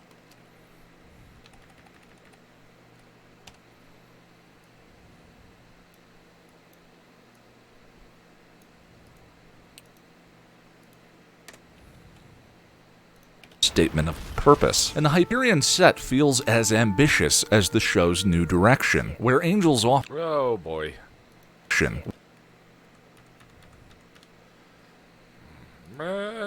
What? I didn't say anything. I didn't say anything, okay? You can't... I didn't say anything. A statement of purpose. And the Hyperion set feels as ambitious as the show's new direction, where Angel's office and basement apartment were visually ambiguous with bright light spilling in through open windows, and the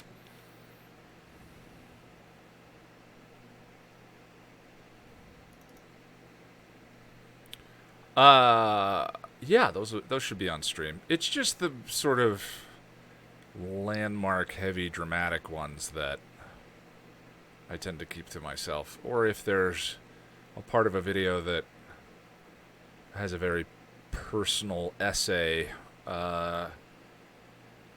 from me, then yeah, I keep that to myself. Because I don't think those kinds of experiences should be meted out edit by edit by edit over the course of many hours like this. Preventively. So I'm gonna give you one chance. Parts of 5x5 I edited off stream. So that was one of those videos. I think the ending of that one? of purpose. And the Hyperion set feels as ambitious as the show's new direction, where Angel's office and basement apartment were visually ambiguous with bright light spilling in through open windows, and the evenly lit apartment. The Hyperion... And the evenly lit apartment... Why 5x5? Why was it personal? I think with the... Yeah, I did a lot of that one on stream. I think with the end of that... Hold on one second. It is so warm in here. You're not going back in there. Angel. It's too dangerous. It could have killed you. I think with the end of that video, the end of this video, I found a connection that, you know, was resonant and personal for me, and I definitely found one with 5x5. Season arcs, the explosion at Angel Investigations 1.0 felt like a statement of purpose, and the Hyperion set feels as ambitious as... I mean, I'm always looking for that, of course, because if I write something that matters to me and I find emotionally useful or positive or whatever it may be, then that sets the video up for having the best chance for it to have an impact on someone else. If I write something that doesn't move me, then the chances are very poor that it's going to have a positive effect on someone else. Ambitious as the show's new... Other than penis jokes, of course. I've got to remember that.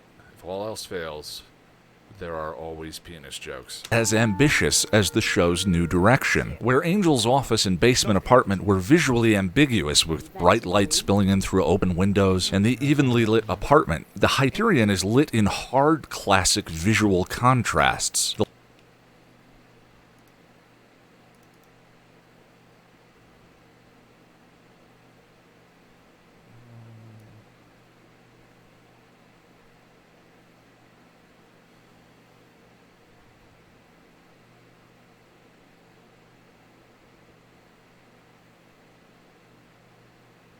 That's...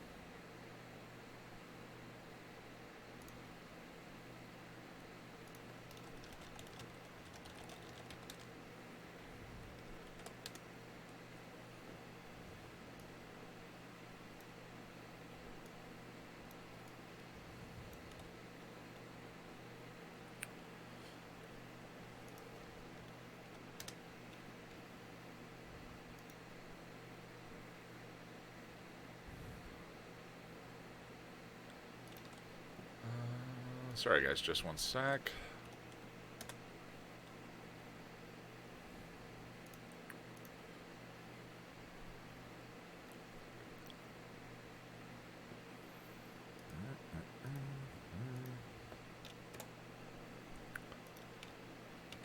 Light spilling in through open windows, and the evenly lit apartment. The Hyperion is lit in hard, classic visual contrasts. The lamps in the hallway don't throw light evenly across the room, but instead end in hard lines and shadows.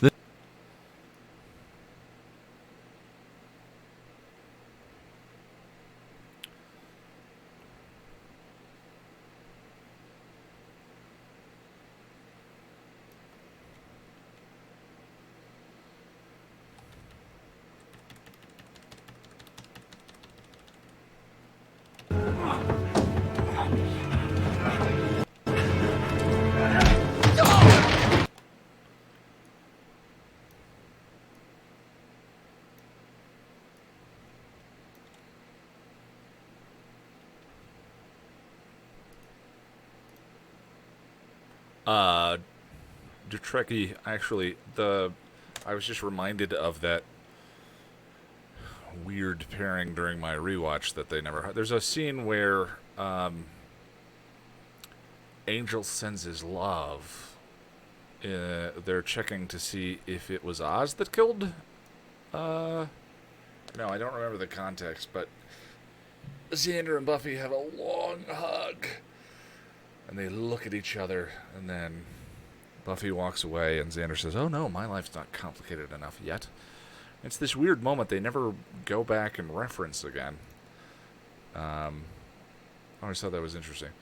Raphael, would you consider anyone on either Buffy or Angel as irredeemable? Even Darla sacrificed herself mainly because she had a soul, but still, well, she was experiencing the glow from Connor's soul. But yeah, Lila is irredeemable in my opinion. She liked being evil. Well, I mean, that's the interesting thing about the evil souled is, you know, they're the ones with a choice and choose evil anyway. So, but I think the presence of a soul, the idea is that they always could be redeemed if they actually made that choice. You know, probably the most difficult argument for it is Warren. I mean, so deep down the rabbit hole. But then you look at Jonathan and Andrew, and it's like, well, maybe it was possible. One was actually seeing Red Terra ask, you think they're making up? And well, I hope so. That's the best part, which is so weird to me, implied makeup sex. Warren is human garbage. Yeah, absolutely. He's the one, like, if you're going to talk about the potentially irredeemable, I can't think of anyone on either show that is more of a candidate than he. Wesley exposes aspects of Lila's humanity to her. Warren, there's nothing. You know, he's a toxic rapist,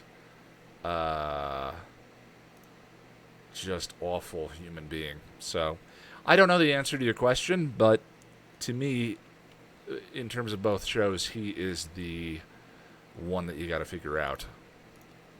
And basement apartment were visually ambiguous, with bright light spilling in through open windows, and the evenly lit apartment. The Hyperion is lit in hard, classic visual contrasts. The lamps in the hallway don't throw light evenly across the room, but instead end in hard lines and shadows. The name Hyperion comes from one of the 12 titans of Greek mythology.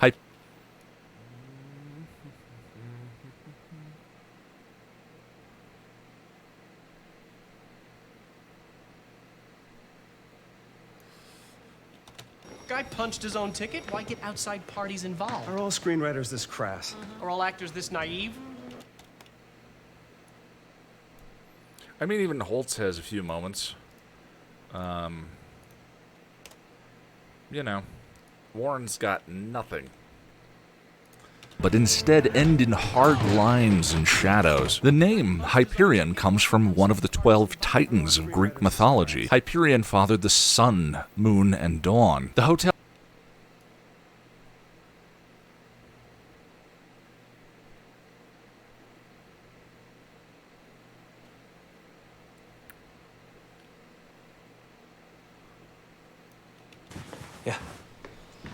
We finished? I think so.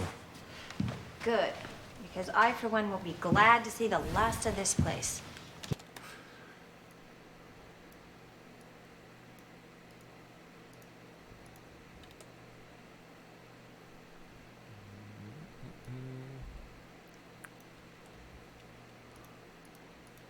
lines and shadows. The name Hyperion comes from one of the 12 titans of Greek mythology. Hyperion fathered the sun, moon, and dawn. The hotel itself then works as an embodiment of Angel's character, filled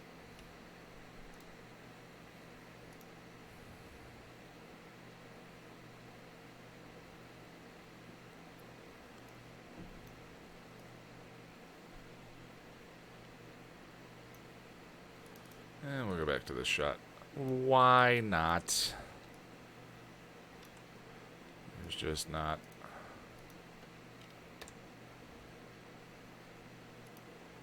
The hotel itself then works as an embodiment of Angel's character, filled with seemingly incompatible contrasts and with a long, dark, seemingly incompatible contrasts.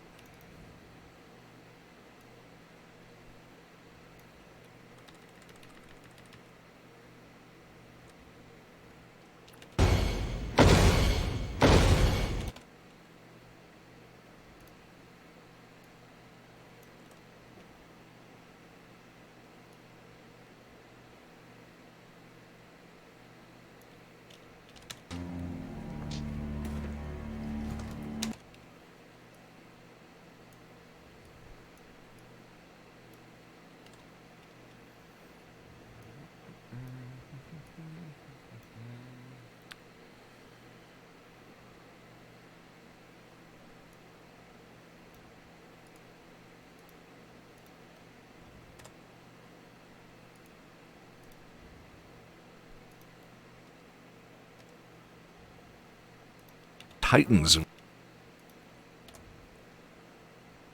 Greek mythology. Hyperion fathered the sun, moon, and dawn. The hotel itself then works as an embodiment of Angel's character, filled with seemingly incompatible contrasts and with a long, dark past that Angel is committed to reforming.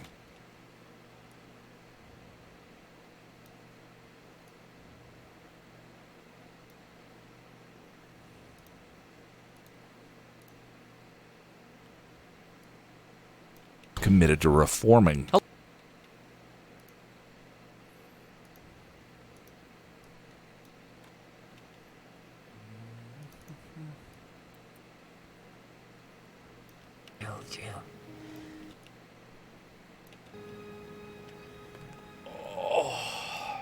I've been accused of a great many things in my time.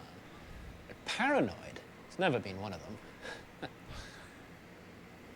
Unless people have been saying it behind my back. You all right, man? Yeah. I thought that kind of hammered the joke a little too hard. I think so. Good. Because I, for one, will be glad to see the last of this place. Gives me the heebie-jeebies. No lie. Plus, it's kind of got an odor to it. You notice that? 70 years of violence, mayhem, and paranoia. Bad vibes. We're moving in. I mean, if you throw pillows, what's not to love? Angel, surely you, more than anyone, must appreciate how for the better part of the last century, this place has been host not only to a malevolent demonic presence, but the very worst faces of humanity. This is a house of evil. Not anymore. I love it. The hotel is Angel. This is a house of evil. Not anymore. My angel voice comes from a different part of my throat. Wesley, is it way up here? Angel's more of a throaty, tickle your tonsils kind of voice. Not in like a dirty way. That sounded dirty. I didn't mean it that way.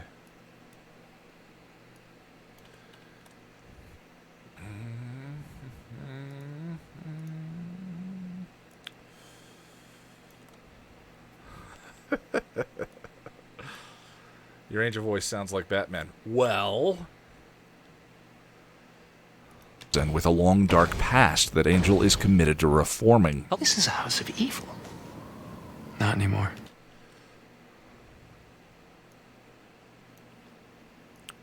It's kind of... One of the ways that I keep myself focused when I'm editing is by repeating lines that I'm cutting of other people's. It's a house of evil. Not anymore.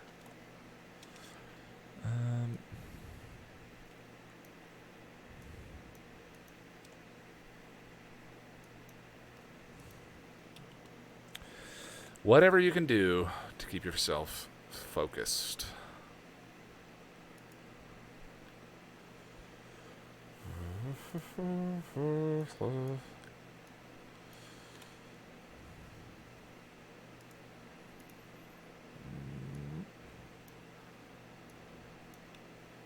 Seemingly incompatible contrasts, and with a long, dark past that Angel is committed to reforming. This is a house of evil. Not anymore. Hilariously, in the Buffy episode, Another fun nugget. The German standard voice of Davy Boreanaz also voiced Bashir over on DS9. Really? Huh. That is really kind of fascinating. I would not have pegged those two gentlemen's did you know what I mean? Then it's a word. As having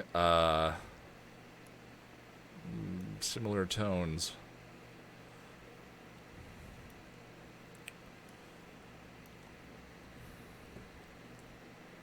To reforming. This is a house of evil. Not anymore. Hilariously, in the Buffy episode, aired in pairing with this one.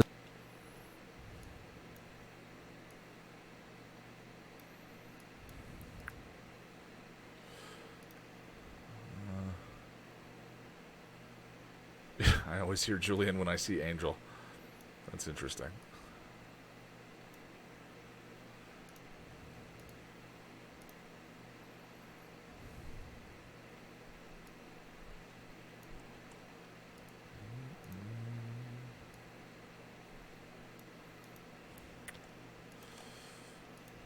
Hilariously, in the Buffy episode, aired in pairing with this one, the Scoobies also got themselves some new digs this week.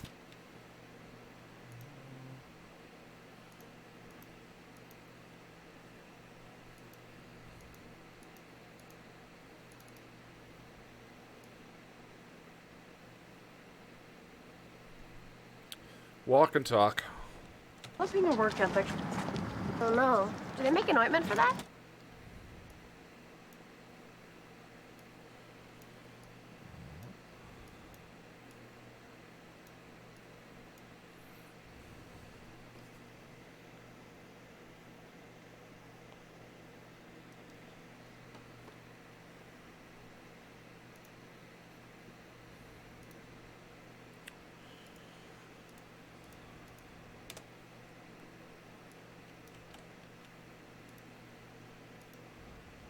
Not anymore. Hilariously, in the Buffy episode, aired in pairing with this one, the Scoobies also got themselves some new digs this week. The Magic Box. One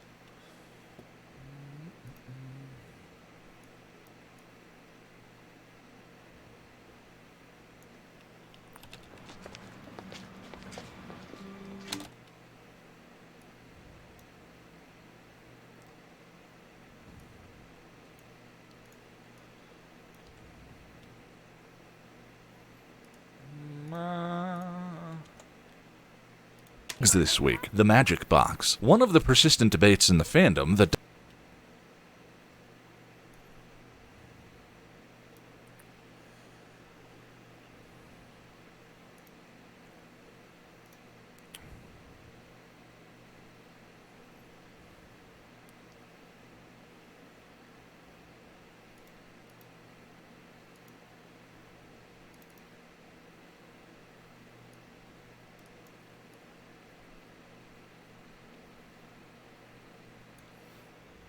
Wesley standing there, polishing his orb. You don't find me especially paranoid, do you?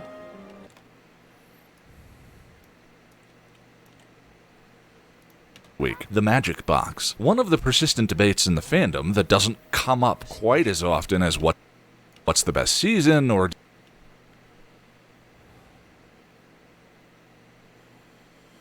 do I listen to podcasts? How is my cat? I listen to podcasts when I have a commute, and so now that I work from home, as of last year, no, not very often. When I just started working out again. When I go work out, I listen to music or watch movies. Cat's good. She is asleep under the light because it's nice and warm.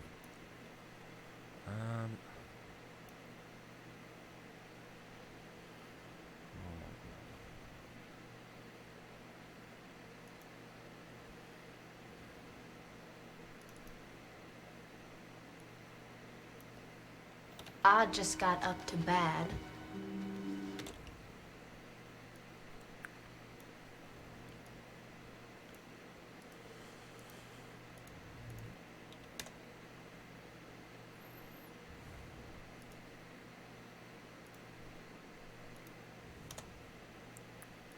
on, the Scoobies also got themselves some new digs this week. The magic box. One of the persistent debates in the fandom that doesn't come up quite as often as what's the best season, or do you ship Angel?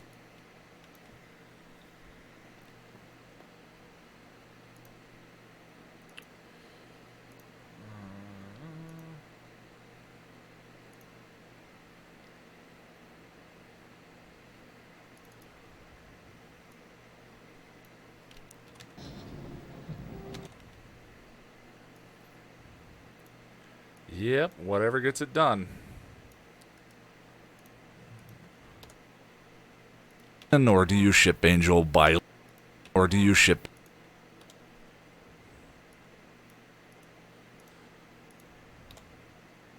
Season, or do you ship Angel by... Angel... You're gonna teach me. You're gonna teach me.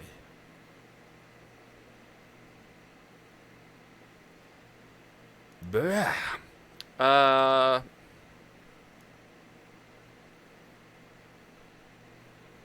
It's just... You can teach me.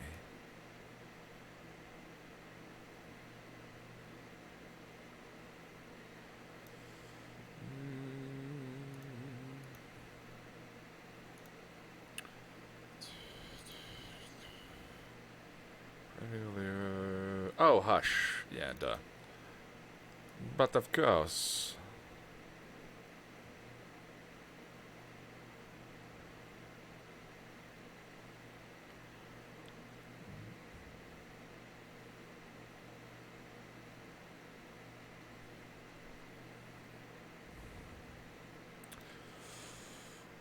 This button seems appropriate.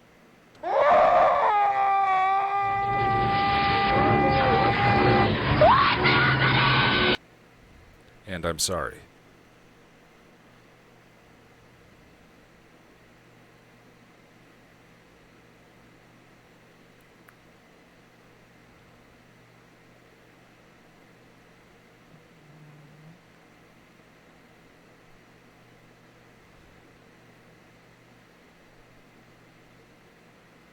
Where the heck is it?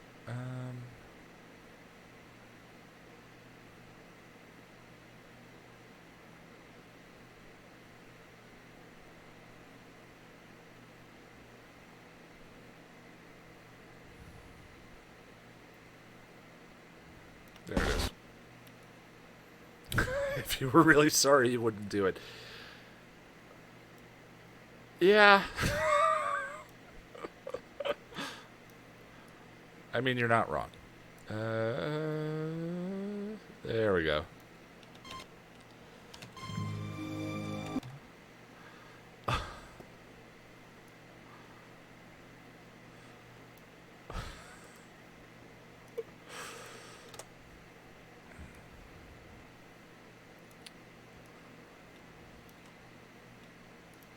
You ship Angel, Biley, or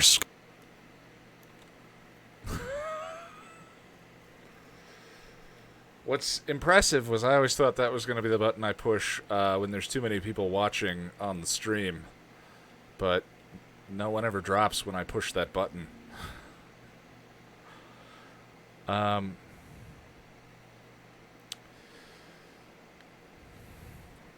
guys are gluttons for punishment. Is everyone here very stoned?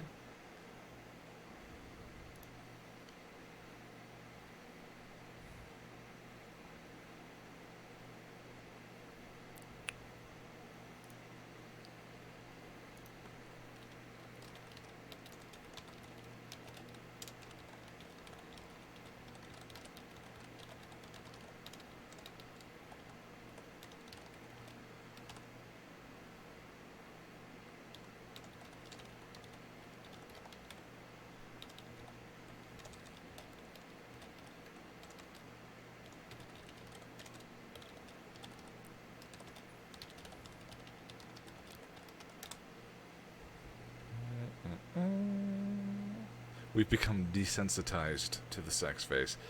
Man, that's my bad. I'm sorry. Wait. I'm not sorry. Wait.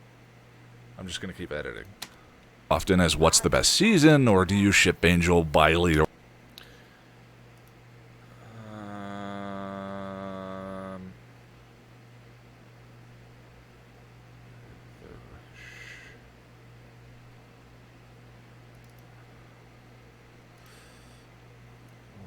Where's the... That's the one. I don't know why using that cut when making fun of Scott Hope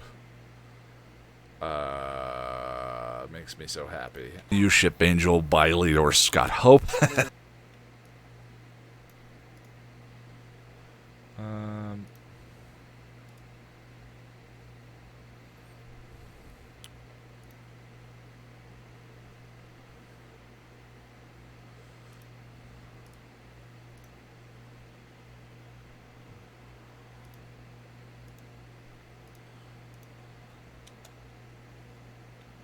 Just kidding. Nobody ships Scott Hope. He sucks. Mike.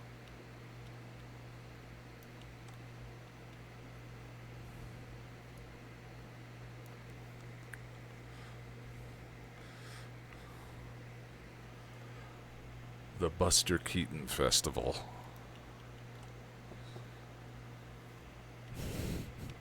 Just kidding. Nobody ships Scott Hope. He sucks. Might be Magic Box versus Hyperion.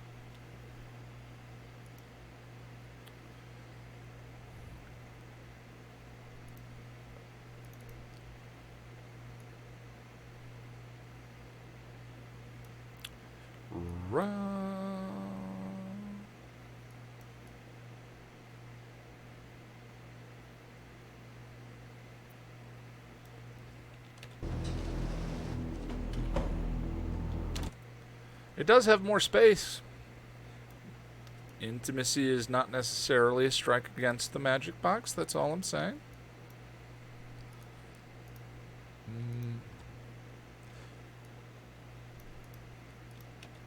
You ship Scott Hope gives Buster Keaton a bad name.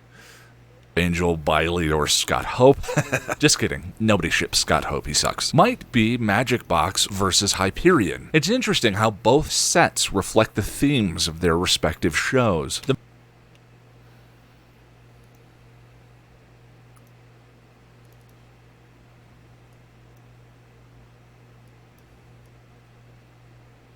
Scott Hope worse than Parker? No. Was Parker actually a boyfriend?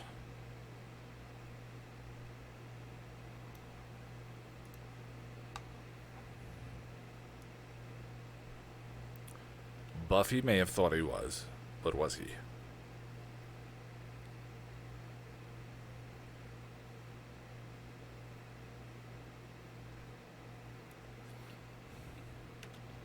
But I guess it was pretty okay for her not to say anything to Mom. Anya's gonna be okay, and Xander wasn't mad at me. So, stuff mostly worked out. Giles, are you sure about this? Why wouldn't I be? Well, aside from the fact that most magic shops... Most people do forget about Scott.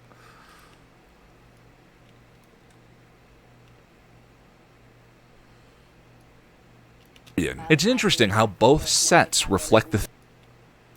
I might have said Owen.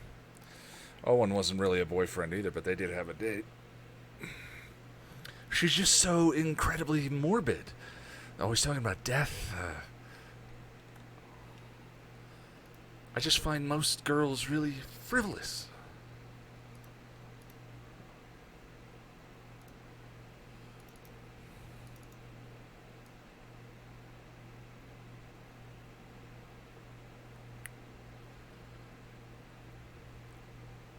Oh, I forgot they brought him back for an episode.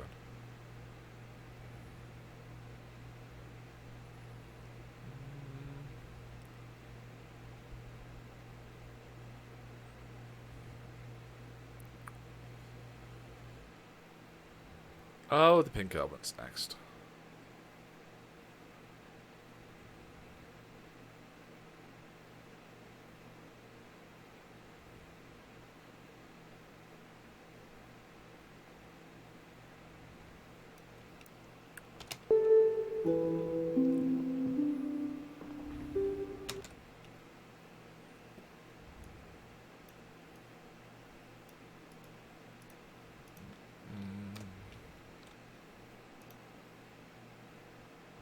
Sets reflect... Good point, Deb. ...the themes of their respect... Reflect the themes of their... Why does that appear to not actually be providing a fade? Hyperion. It's interesting how both sets reflect the themes of their respective shows. The Magic Box is bright and colorful, a new future for Giles after a year of midlife crisis.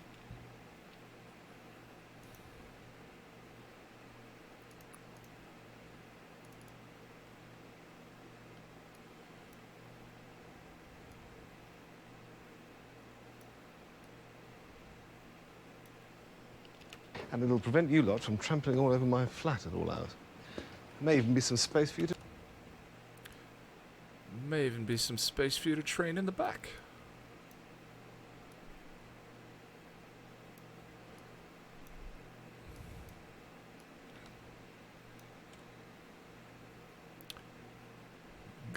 I may have said Giles. Every once in a while, that seems to happen. Versus Hyperion. It's interesting how both sets, unless you're referencing the last time that happened, reflect the themes of their respective shows. The Magic Box is bright and colorful, a new future for Giles after... I heard Giles. After a year of midlife crisis. For a place where several previous owners were murdered, the... Unless you're just teasing me, but I'm also in that, editing zone space. So, most things are going to go over my head at the moment. As opposed to normal, where just some things go over my head. Saw the spell.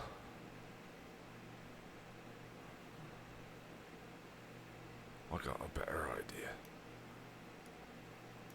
That's my Spike accent. Forget the book. Forget the book. Out.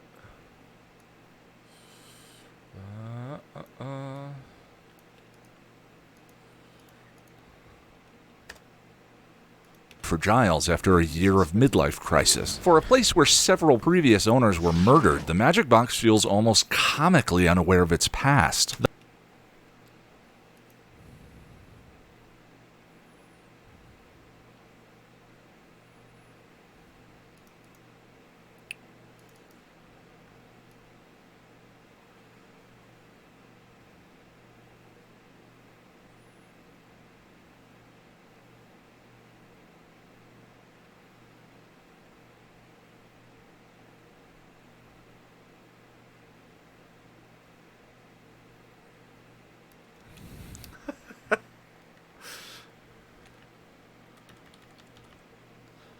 And, you know, just slap back.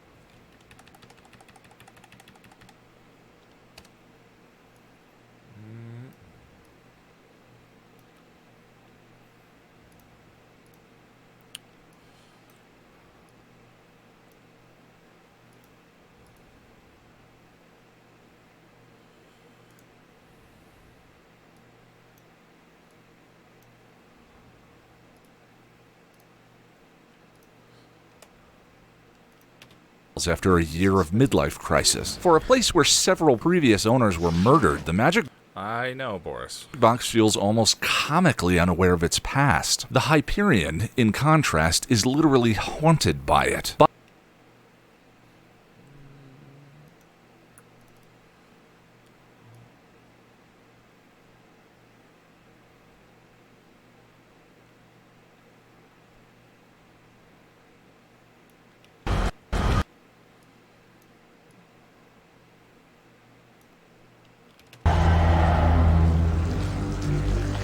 Well, I don't know.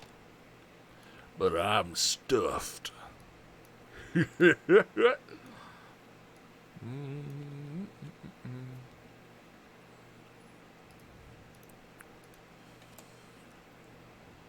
Of its past. The Hyperion, in contrast, is literally haunted by it. Buffy, a show about growing up, would by its nature be less burdened by history, but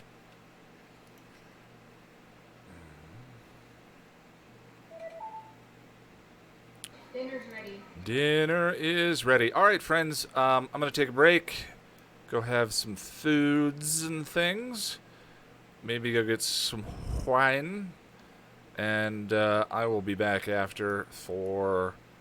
because I would like to get as much of this done tonight as possible. But it's all going to depend on energy levels and all of that kind of thing. So... if you're around in a couple of hours, I will see you then. Otherwise, again, hopefully the video will be up tonight sometime. We've been moving at a good pace, a good clip, if you will. So, yeah, and the analysis always goes a little bit faster for some reason. All right, that's it. I'll see you in a bit.